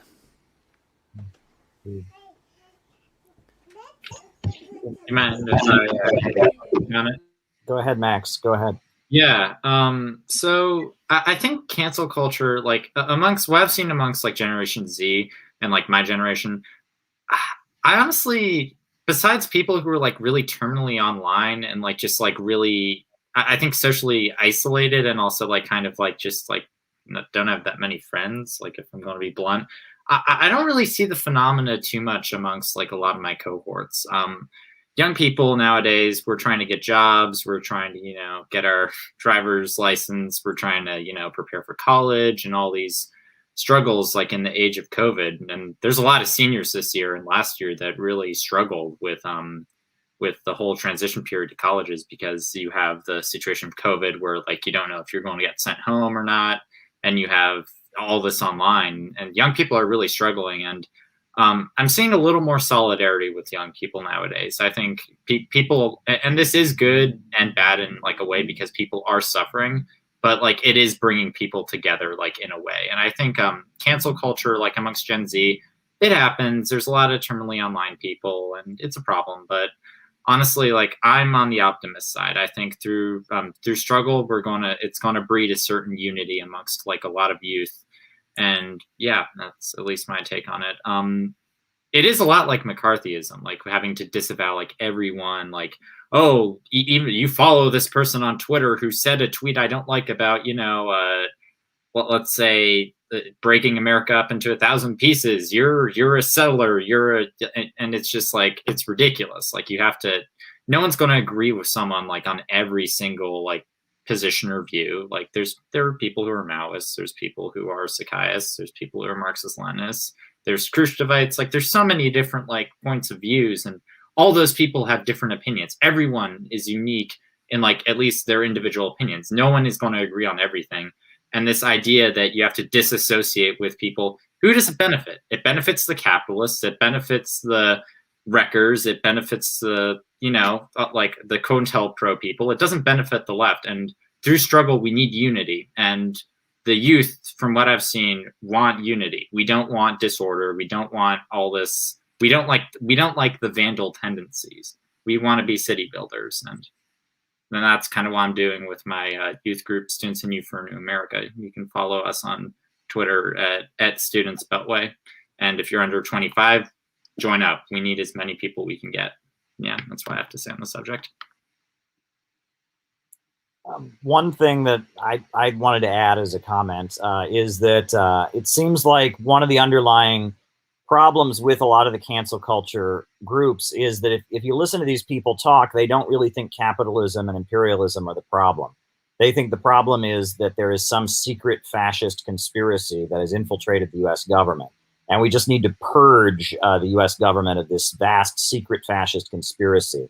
I specifically will call out ContraPoints and her video, How to Spot a Fascist. That video, is pretty ridiculous. And it would lead you to the conclusion that, there's some secret white nationalist plot that's infiltrated the U.S. government. And that really mirrors anti-Semitism, right? That's the anti-Semitic argument, is the problem isn't capitalism. It's just this secret conspiracy of Jews have taken over the American government. And it's a similar narrative, right? The problem is capitalism. The problem is the system. It's not a secret white nationalist plot. There are racists in the American government, et cetera. Sure. But the problem is the system. And when it becomes, looking for codes, secret hand signs, secret this, secret that, it feeds into this narrative. And I noticed that ContraPoints isn't the only one who's put this out. The latest Spike Lee film, Black Klansman, it was a good movie in some ways. I really liked it as a film. But again, it fed into this notion that the problem with police brutality and racism isn't that cops are racist, isn't that there's racism inherent in the system. It's that there's been a secret conspiracy by white supremacists infiltrating the government. And it seems like there is one wing of American capitalism that has decided that we need a kind of a woke makeover for the empire. And leftists, instead of challenging the whole system, our job is to just help the wing of imperialism that wants this woke makeover. It's our job to be their foot soldiers, and that seems to be a bit of a problem. I think that having a conversation about the system being the problem is what needs to go on now more than ever. So, any other folks want to say anything? Ernesto? Yeah, I wanted to add to that. That's really true, man. I mean, again, if you saw some of the stuff these people were saying, again, in particular about Chicanos, I can speak from that experience. Is just about the same. That racist right wing people were saying. That basically the problem isn't the system. The problem isn't capitalism. Isn't colonialism. The problem is cultural. The problem is that this community here is inherently this and that. And the men of this community, straight cis men, are inherently problematic. So, the problem isn't that you have a community that's been colonized and that's held that's used as a trough for capitalism. For all these pigs. The problem is the people themselves. And it goes back to that. So then, what do these people really want, or what are these people really pushing the population to believe, and it's, to believe, continue upholding and believing in the imperialist government, not to challenge it, not to, build, but to destroy what could be built, and, have people fall in line. Only now they're woke. Now you have, like that CIA commercial, now you have, Latinos in the CIA, and this this woman on that commercial saying all her identities and whatever, and like, okay, now the CIA is good, I guess. So it's ridiculous. It's basically the imperialists, they know what's going on. They know that there's a shift in the population, that there's a shift in the way people are seeing things, and that economically, I think that like a brother was saying, that among his generation, doesn't see that as much, and it's probably I think maybe that the reality is setting in. Reality is gonna force, or I think has been forcing people to like slap them around and be like, well, you can't be playing around with these word games and all this stuff. You're literally, you don't have food, or you don't have a home, or you don't have all this stuff. You have to you have to think about the world the way it is, not these fantasies, but the imperialists know this. They like we were saying, they study the population. So they got to throw in, these little things to make people think, oh, there's hope in this system. People have lost hope in the system, but they throw this stuff in. It's like, oh, we could actually fix it by having someone that looks like me, or having someone that uses these words and whatever, no, I mean, it's a complete joke. Imperialism is not broken. Imperialism is doing what imperialism does. Capitalism is doing what capitalism does. Colonization is doing what colonization is supposed to do.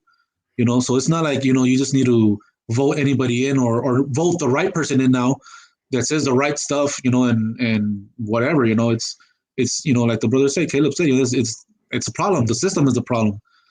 So I think that's a really good point. Caleb, you're muted. Anyone want to answer Andy's question that he just sent in there? Is war the ultimate cancel culture? If so, how do we prevent war without canceling those pushing for it? Anyone want to respond to what Andy asked? I'll take it. All right. I'll take it. Go ahead. I think that's a very good question. Is war the ultimate cancel culture? So, if so, how do we prevent war without canceling those pushing for it? That's a very interesting question. I guess war is cancel culture. You bomb an entire country, destabilize it, prevent them from producing oil and selling it and competing on your market. You destabilize entire regions like in Afghanistan, which causes problems with neighboring countries in Russia and China, which are also competing against this small cabal of oil bankers' interest. So I guess that is cancel culture. But there's also the more covert And I think this is a war, what they're doing. These campaigns, the McCarthyism, going back, tearing down those who were a threat to the system, and now cancel culture, tearing down great movements like Ernesto is doing, tearing down like great peace activists like Dan talked about, tearing down folk artists who want to speak against Palestine. They're trying to stop us and tear us down. And I think the answer, instead of going around trying to cancel anybody who doesn't exactly believe what we believe, but unite as many people as possible in our community along the struggles of the national question and class, organized to as broad as possible, build environments where people can grow and build power that is competing with them. And this will be attacked. But if we're strong and we stick together and we don't believe their lies and we keep our rationality, I think we can do something about it. Comrades, anyone else want to add to that? Yeah, and it's like it's really disgusting, like what cancel culture is, because what they're pushing is that they're pushing for imperialism, but they're trying to excuse it by hiding behind marginalized communities. And marginalized communities suffer. They suffer a lot. They suffer based on the position they've been in historically. They suffer on colonialism. They suffer national chauvinism. And they suffer all these things. And then these imperialists who are perpetuating the system, the people who are at Abu Ghraib, the people who are perpetuating the wars, the people who want to bomb Syria, the people who want to destroy nations and destroy cultures. They are the imperialists. They're not these woke people. These are the imperialists. These are the enemy.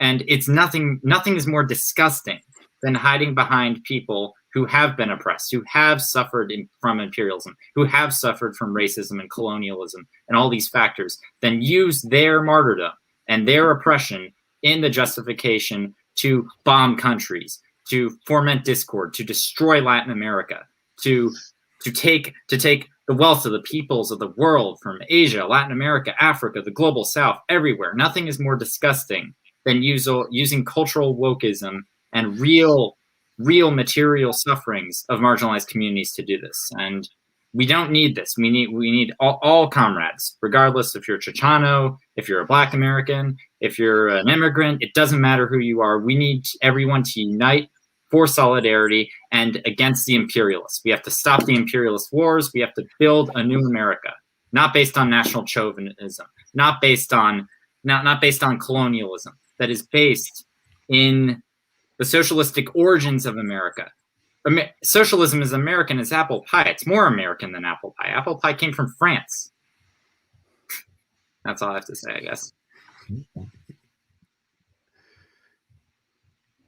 Right on. There's a good comment here.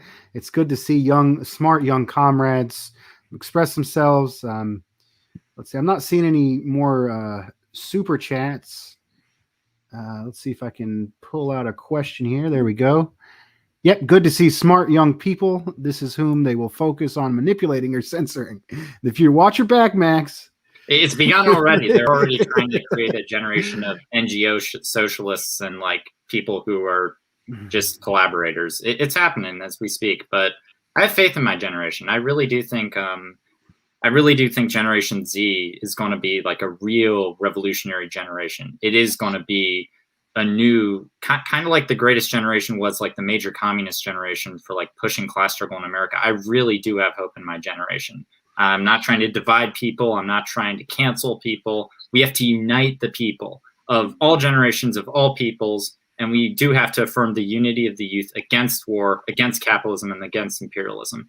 And that's what Students in Youth for a New America is trying to do. That's what our comrade brothers and sisters in the Black liberation movements and the Chicano liberation movements are trying to do. And we have to stand together, folks. And we can do this. I'm an optimist. And everyone who considers themselves a Marxist, anarchist, leftist, no matter what ist, you have to be an optimist, folks. Well, that actually leads me to a question that I have for David Rovics and for Ernesto, because there's all this talk about Zoomers, the upcoming generation. I'm a millennial. But, I did a video a while back, kind of an overview of the radicalism of the Gen X era, right? And I believe Dave Rovics and Ernesto are both Gen Xers. And I mean, I talked about the struggle to free Mumia Abu Jamal. I talked about the AIDS crisis and ACT UP and all of that. But I know that was a really hard time to be an activist because the Soviet Union had fallen, Reaganism. You had the Clintons in the 90s. The information revolution had not been available yet. So do Dave Rovix and Ernesto want to give a comment about what it was like to be a radical activist during the Gen X era? Sure. Or brother wants to Oh, go. okay. Sorry. Well, yeah, sure. I mean, I'm actually like right in the middle, Gen X and millennial. I was born '81, but yeah, I mean, it's been pretty interesting, because well, I grew up being active, because of my background, Raza Unida, and then when I was young, I was involved with Mecha, that group I mentioned at my middle school and at my high school. But it's been interesting, because you had the fall. I mean, the fall of the Soviet Union did affect, in general, the left, because it was like, oh well, there's no example of what we want, But then again, as well, we're like, we weren't depending on the Soviet Union. I mean, it was an example. It was the first experiment in humanity of a socialist society, But we weren't depending on them. We know what we need to do. But there have been, a lot of struggles that have been ignored, or they're just, swept under the rug or whatever. I mean, from the Chicano, community, for example, 1992 was pretty important because that was what they call the quincentennial, 500 years of resistance. So for Chicanos, for Native people, that became a very pivotal year. Because it was like officially the United States was celebrating, 500 years of discovery and whatever. But then our people, on the other hand, were organizing, around our resistance to colonialism, starting with Christopher Columbus, and all of that, 1492, and the Spaniards and all that. So, that was a lot of struggle there, a lot of movements, that challenged, these notions of discovery and the benevolence of colonialism and all that stuff, and that was early on, and then at the same time, the same year, actually, 1992, you had the LA Rebellion, which was a response, they call it the LA riots, but it was a response from the people to the brutal beating. Well, the brutal beating of Rodney King, but that was like the tipping point, where people just had it. You had a lot of Chicanos involved in that as well, and they set fire to Los Angeles and other cities around the country, very similar, but I think these last ones from last year were a lot bigger and than those, but a lot of stuff did happen, but it was, you had this whole sense of, well, what do we actually want? I mean, we don't want to just protest to protest, we actually have goals, but that was something that's, I think it has been hard, at least in my experience, for a lot of people to understand, is we're not just, it's not just movement. We're moving towards something. We want to build something. We want to build a socialist society. We want national liberation. We want to, free our people from, our current condition. We don't want to just protest to protest and, burn sage and whatever, that people do, which are beautiful things, are good things, but there's a goal. We need to get to that goal. How do we get to that goal? We get to that goal the same way we thought we would, or that other people around the world have before or after, or regardless whether the Soviet Union fell or not, that because, you need to build a party, you need to build a movement, you need to have a cadre and all that. That's just, you need to have that, it didn't change when the Soviet Union fell, but it did confuse a lot of people, and they thought, I think that gave a lot of fertile ground for some of this woke stuff, to be like, well, we just need to be radical for radical's sake, or just to be cool or whatever, and no, man, we have goals that we want to reach, so yeah, I mean, in my experience, that's been one of the challenges, of that time, but there has been a rich history of the struggle. The first invasion of Iraq, that was, another thing that happened, during the early 90s. And, you had huge demonstrations, huge movements around that, but again, I think, and again, from my experience, that's been a challenge for people in general, is they have this idea, and obviously it's propagated by the state, by the colleges and academics, but they have this idea of, Oh, there's no need for parties anymore. Oh, there's no need for ideology anymore. Just fight the power, whatever that means, So, no, we need to have direct direction. We need to build our parties. We need to build our organizations and have programs and platforms and all that. Still, regardless whether the Soviet Union fell or not or whatever, that's all necessary. Do you want to touch on that as well, David? Yeah, I agree with all that, and I would just say that. For one thing, just taking a big, broad step back here, I think that the left around much of the world has had a huge problem with personal attacks and with this kind of what we currently call cancel culture. This kind of attitude goes way back to the 1840s. Karl Marx was a big. Was very guilty of this phenomenon, and lots of his contemporaries were as well, which is not to discount any of their brilliance and positive contributions to all sorts of things. But this kind of discourse was very much normal back then, and it has been normal ever since. And there is no generation that figured that out and that got it right. The self-criticism sessions that Students for a Democratic Society and other groups in the 60s participated in were horribly destructive to to the social movements of the day, while also coming out of important need to challenge messed up parts of the culture, such as sexism and homophobia. But there's ways to evolve and to challenge each other and to move forward in a way that's coming out of love and solidarity and moving towards building a better society, rather than cutting each other down and proving that we're better or more moral than somebody else. The point is to actually win, to actually have accomplished something, to actually whatever that ultimately looks like, whether you're a proponent of different forms of organizing, whether it's through parties or through more horizontal organizing methods, which I think can be argued for very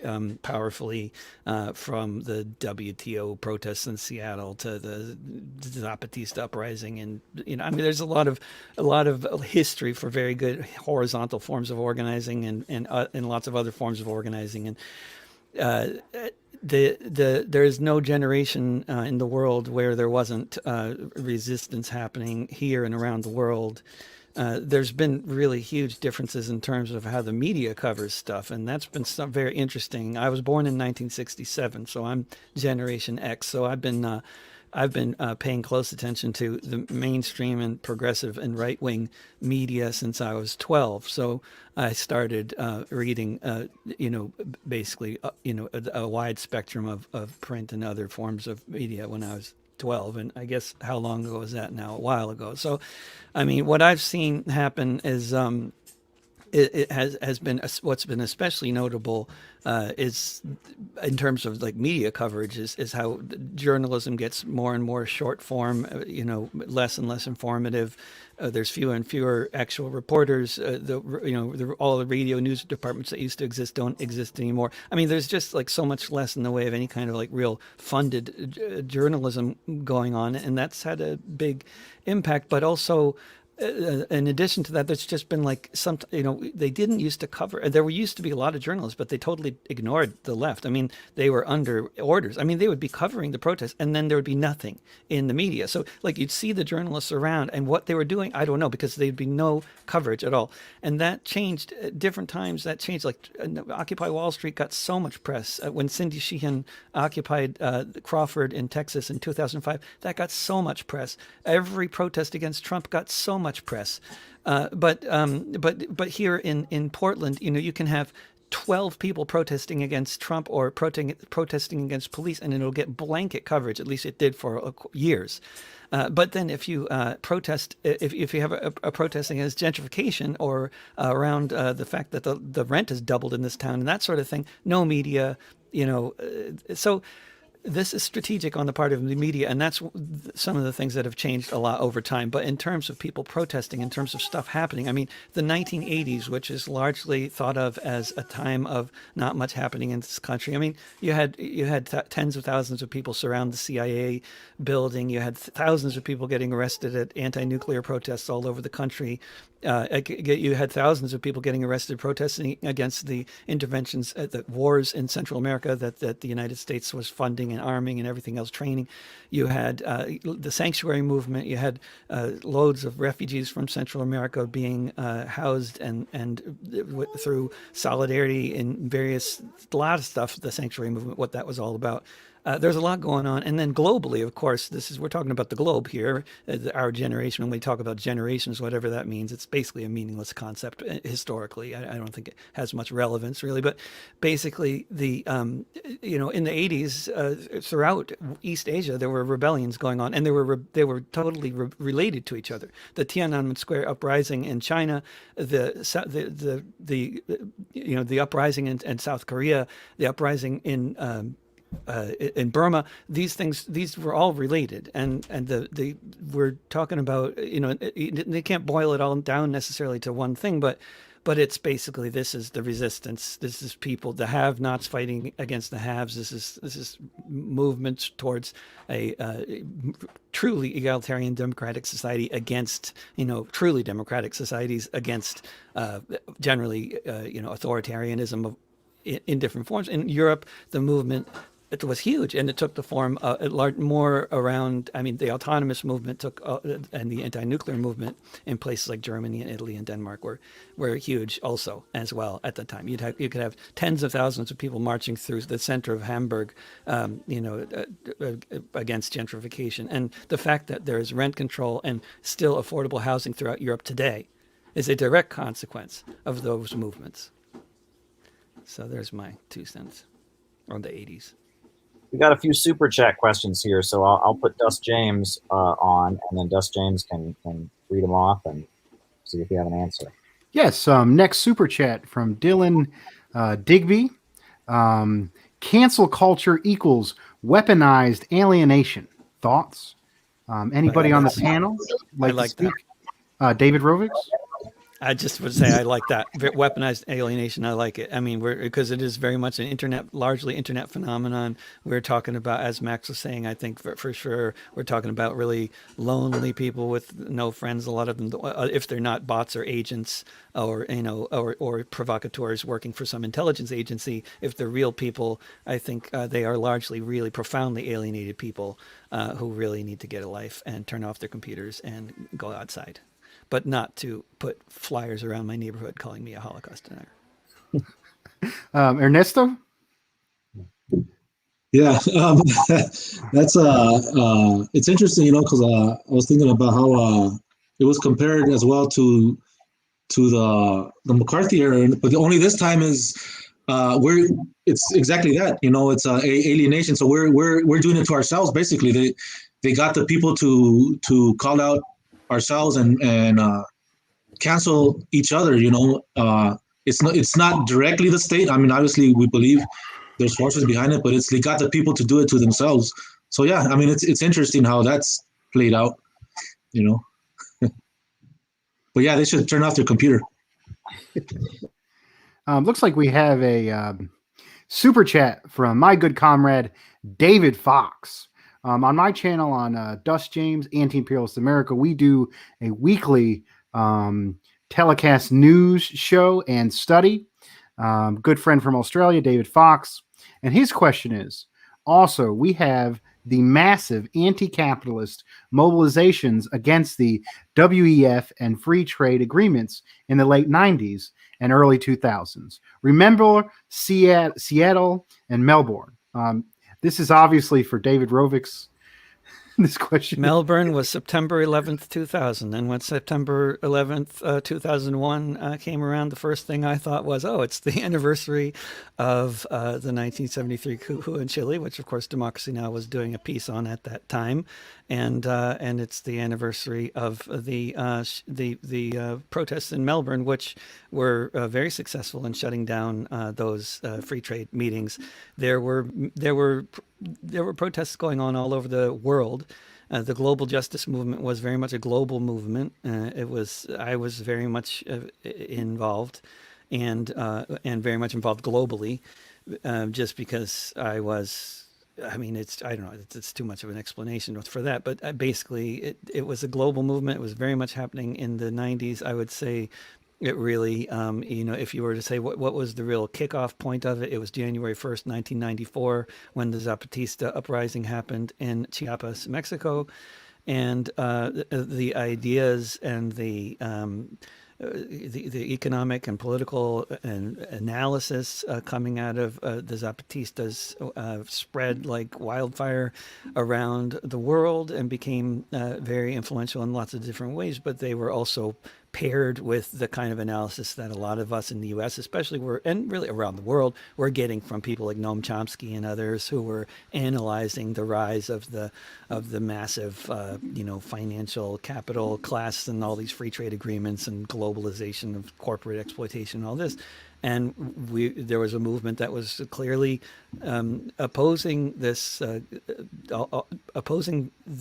model of global development, which is a model of basically, turning the what we were calling the global South into just basically sweatshops for the global North, and deindustrializing the global North and then turning the global South into sweatshops. It's much more complex than that, but that was very much a big thing that was going on in a lot of places. That the ideas that were really widespread, coming out of people like Subcomandante Marcos and Noam Chomsky and many others, Naomi Klein, many others. These ideas were becoming more and more popular, and you could find them in towns and cities, any college town throughout the country. I was doing gigs playing at little colleges where people talking about the World Trade Organization in student groups was just like normal, and it was a very interesting period, a very exciting period, and it was derailed by September 11th, 2001, which set into motion a whole lot of different things that caused the derailment of that movement in the United States. But it didn't necessarily derail globally. But in the United States, it really suffered immensely as a result of a lot of things having to do with 9/11. Okay, looks like we have one from Class Analysis. Can someone distinguish the cancel culture coming from the synthetic left and the West versus the censorship of socialist states like China? Caleb? Well, I guess I'm not exactly clear on what are they asking. Are they asking about censorship within socialist states or censorship of socialist states in the media?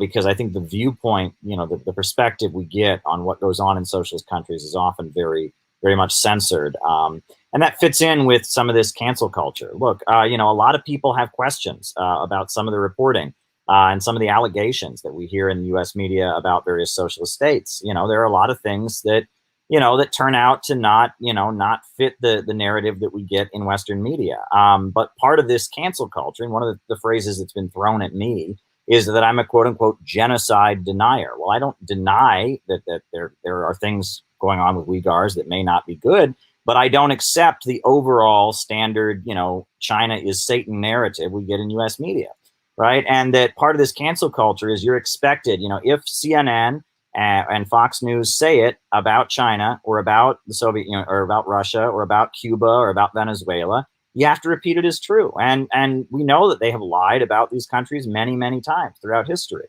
They really have. And that rather than actually engaging with people and arguing about what the truth is, they put a stigma on it. They think they can win an argument if they give you a label, right? You know, you might disagree with me about this. I might disagree with you about that.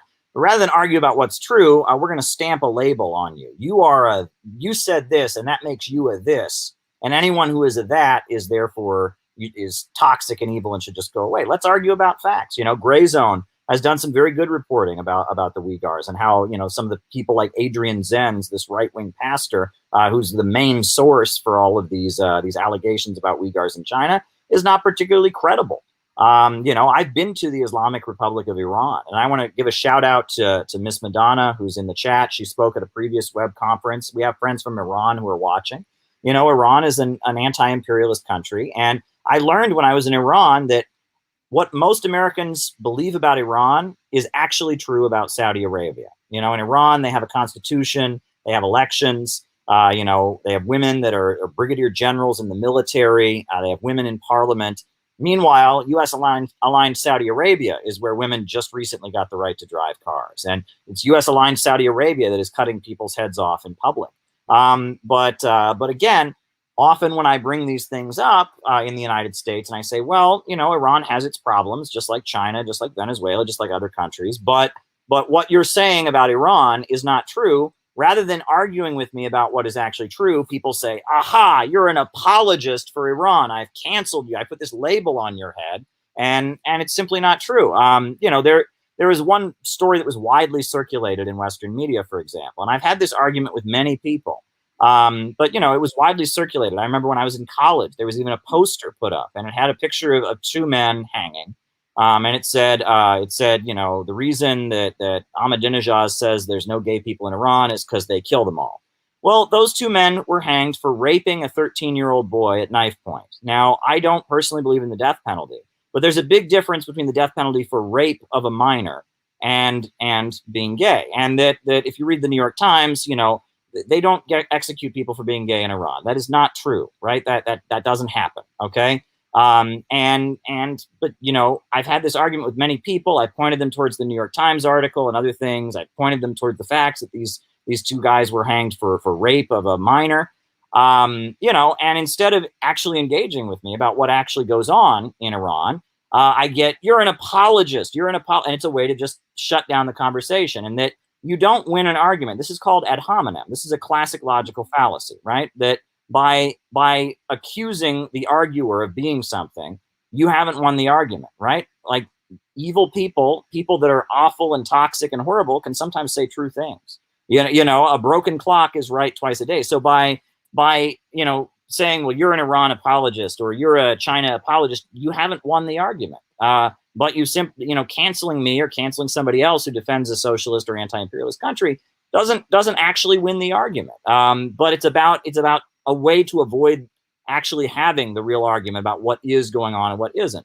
I think we should be honest about the flaws of anti-imperialist states and the flaws of socialist countries in the world. There's no reason that we should deny or gloss over the problems that these countries have. But we have to remember, how could they not have such problems? You know, facing the onslaught of U.S. imperialism, facing, you know, decades of attempted regime change and destabilization and sanctions, any society under that kind of onslaught is going to become very rigid and authoritarian, and is going to develop tendencies that are a result of that attack. And to expect socialist countries to immediately, the second they have their revolution, turn into heaven on earth and turn into, you know, this Shangri-La socialist paradise utopia overnight. And if they don't do that, then say, oh, they're rotten and throw them under the bus. That's in itself kind of a form of cancel culture, right? I mean, it's a perfect solution fallacy. You know, and in the real world, you know, all countries have problems. All countries have difficulties. All countries have shortcomings of things they could improve on. And I think that applies to socialist states just as much as it applies to non-socialist ones, imperialist countries, anti-imperialist countries, etc. Yeah, and if I could add on this, like just like the chauvinism, like imagine like the national chauvinism of people like saying, oh, the China or the Soviet Union or Cuba isn't perfect, so it's an evil country that needs to be canceled, and you need to disassociate with it because it isn't perfect in, like, you know, a very specific way, which I ideologically would like it to be. Like, I'm sorry, but Western leftists really have no place criticizing these socialist countries whose people have actually managed to seize power and build mass movements and build their communities and be city builders. Whereas within the West, apart from like some neighborhoods, like even the Europeans have some red neighborhoods. In America, there's not one communist neighborhood anymore, unfortunately. And to criticize city builders, to criticize internationalists, to criticize anti-imperialists who are fighting for people who are currently under the yoke of imperialism in Palestine and South Korea, across the world, to criticize these countries on random abstractions and not like actual material problems, and like just to criticize them, like while you're speaking from a place of the imperial core, while you yourself within your community are not known, while you yourself are acting in a vandal way and not acting like a city builder and a pillar of your community and someone who wants to build up your society and build up socialism in your country. To criticize city builders, it's just the height of national chauvinism. And even if countries like aren't socialist, like Iran does not call itself socialist, and they're still an anti-imperialist country, to criticize countries that are emerging from poverty, emerging from imperialism, emerging from all this destruction that the US, the Anglo-Saxon imperialist Atlanticist world order has brought on these countries,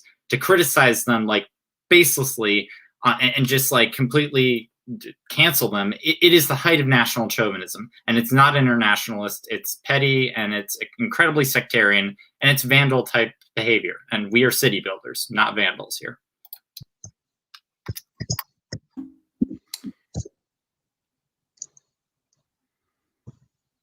Yeah, may I comment as well? Yeah, going along that, I think it's very true. There's a quote by Kwame Ture of the All African People's Revolutionary Party. He once said of the capitalist media, they don't lie some of the time, they lie all of the time. And it reminds me, I remember a few years ago, I saw this interview. I forgot, it was some official from the Venezuelan government. He was being interviewed by one of the mainstream Spanish language TV stations, and this person is like railing on Venezuela, saying this and that, Venezuela, this and that. And this person who was talking was from Colombia, right? And they're talking about Venezuela. And the Venezuelan person, the official, he says, "Do you listen to yourself? You're talking to me about my country, when in your country there's a little war going on. You have the death squads, you have the military in the street." You have all this stuff, you have people dying of hunger, and you're telling me all this stuff about my country, and, and I find it, it's ridiculous, the way they do frame that, and even the way they put that into the minds of my people, because you'll have people, saying, arguing like, oh, Cuba is this and that, and Venezuela is this and that, and Nicaragua is this and that, and they have family in Mexico. It's like, well, you have family in Mexico. Why? It's not attacking, our people from Mexico, but why did they come here? They didn't come here because Mexico is, this, economically, great place. Mexico is a perfect example of a capitalist state, and you have extreme poverty there. It's not Venezuela. It's not Nicaragua. It's not Cuba.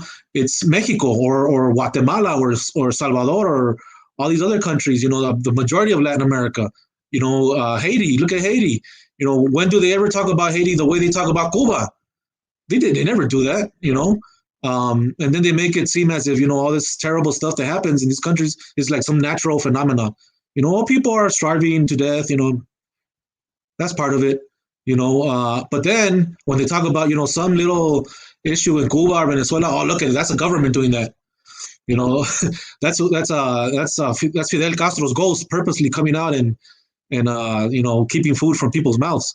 And they never talk about the blockade, or they never talk about the achievements of Cuba, despite all of that, and the achievements of all these other countries, China, Vietnam, Venezuela, who are struggling against insurmountable odds, or odds that they will overcome eventually, but. In Iran, all these countries that are struggling against these huge odds, and they still are able to do things all these other countries that are puppets of the United States will never do. So I think that's something we need to keep in mind. The media, the way it plays on things, the way it words things, and its purpose. Its purpose is not to inform you. Its purpose is to convince you of something. especially if you're from the oppressed, convince you to think like the oppressor and that their interests are yours. They're not, So, let's just keep that in mind when we talk about how, these countries are portrayed. All right, so we're getting a little past. We're well past 2 hours, I should say. Do we want to take a couple more questions and then wrap up? Is there any other questions we want to do? Well, I would Okay, just like Dave. to Go I ahead. would just like to take a 1 minute answer at that question that other people were perhaps straying from fairly distantly. Although that was all very interesting, but the question was about censorship in the socialist countries as opposed to in the Western countries, and I think specifically in terms of censorship, like if we're talking specifically about what about actual censorship or promotion of different voices in the press, in the arts, etc. That is a very real phenomenon in actual socialist countries, as well as in capitalist countries, as well as in social democracies. And in all those different kinds of countries, censorship and the opposite of censorship, which promoting voices and art and stuff that different entities, whether government government entities or other entities, individuals, or the market, or any whatever else wants to promote. I mean, it's gonna that all is very real, and that's very real in every society. And to ignore that is, or to and not that anybody's ignoring that, but that's very real. The censorship is everywhere, and promoting different views is everywhere. That's normal everywhere. And the question is, what views are getting promoted, and what is getting censored, and in what ways are things getting censored, and in what ways are things getting promoted? But in every society, things are getting censored and things are getting promoted in one form or another. Basically, I know a lot of artists coming from places like Cuba and the GDR, back when there was a GDR, and Russia and lots of other places, and basically there's a very common experience that people have when they come to the United States from one of those places, if they're artists who were hoping things would be better here. And usually what happens is things are not better here. They don't get the funding for anything that they wanted to do, and they find out that the market totally sucks, and that some of them, if they have the right view, which is basically an anti-communist view, then they'll get promoted and picked up by the record labels and the press and everything else. But if they actually have a nuanced perspective on reality that is not just saying the country that they came from sucked, then they're just going to be totally ignored. And maybe if they're great artists or whatever, might make it in the market system in the West, but they generally get really disillusioned by it, and realize that the system they were leaving, that it sucked that the government didn't want to fund all their projects, but actually in the West, the government isn't going to fund any of their fucking projects. So so a lot of them look back at the GDR and Cuba and different, and by the way, obviously, the socialist world is by no means monolithic, but for those people who were coming out of countries where they could often get interesting stuff in the press and in the movie cinemas, and get actually stuff funded, and get novel writing and have time for all that, and actually be professional artists funded by the government. I mean, yeah, they didn't know. A lot of times they got all this propaganda from the West, and they thought, well, so maybe everything's great out in the West. And I mean, in the actuality, yeah, it was a lot of times, they realized that it was having all your stuff paid for by the government to produce everything you wanted to get produced. It wasn't realistic in the first place, and it wasn't going to happen in the United States or any other country that they moved to. So I mean, but the fact that they had to deal with that stuff was real, and it was real for them, and it sucked, and it sucks to be a novelist or a filmmaker, and you think people love your stuff, and they're buying lots of your books, and they love your movies, and then you have to get permission from the government to write stuff, and you have to get them to fund your projects, but that's the way it is in everywhere. I mean, and it sucks for everyone everywhere, but or it's great or whatever, but it that's the way it is everywhere, basically. And no artist is going to get all their stuff funded, and And that's how it is. But people think, oh, this is a socialist problem. Is this a problem with authoritarianism that I'm not getting this stuff funded? No, it's going to happen everywhere. And, you're not going to get funding in the West either. But, I'm done. Okay.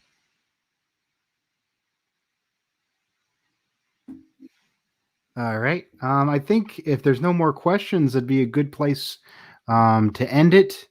I put it in the chat. Okay. From Class Analysis. Thanks for your perspective, David. Probably this is putting on your spot. I put it in the chat, but Comrade Rovix, is there any way you could play us out with a song? Oh, yes, happily. All right. I'll do a song about sectarianism or about cancel culture, whatever we want to call it. This is actually, I when I wrote this song, I was really afraid it was going to alienate a lot of people, and it actually didn't, and I think had a very positive effect. And you'll find, if you look on Spotify and stuff, you'll find it's one of my most popular songs, and I'm sure that most of the people who like it are people that it's kind of describing, which is kind of interesting.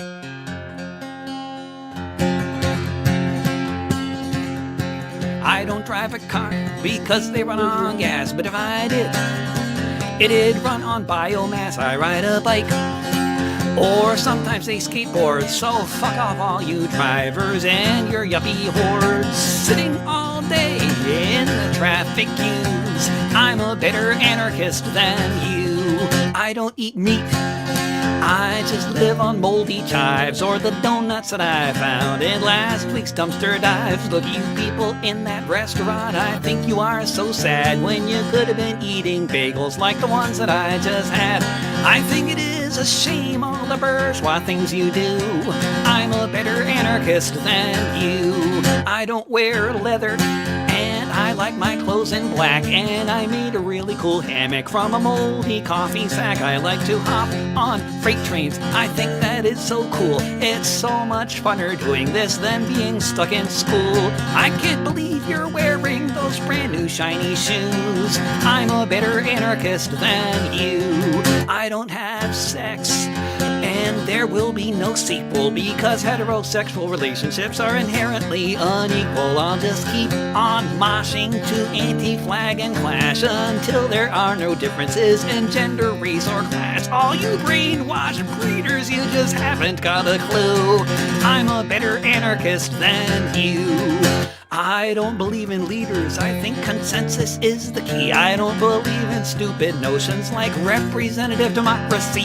Whether or not it works, I know it is the case, and only direct action can save the human race. So when I see you in your voting booth, then I know it's true. I'm a better anarchist than you.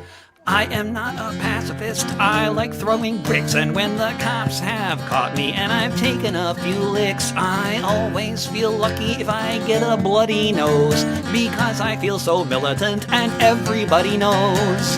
By the time the riot is all through, I'm a better anarchist than you. I'm a better anarchist than you. Right on.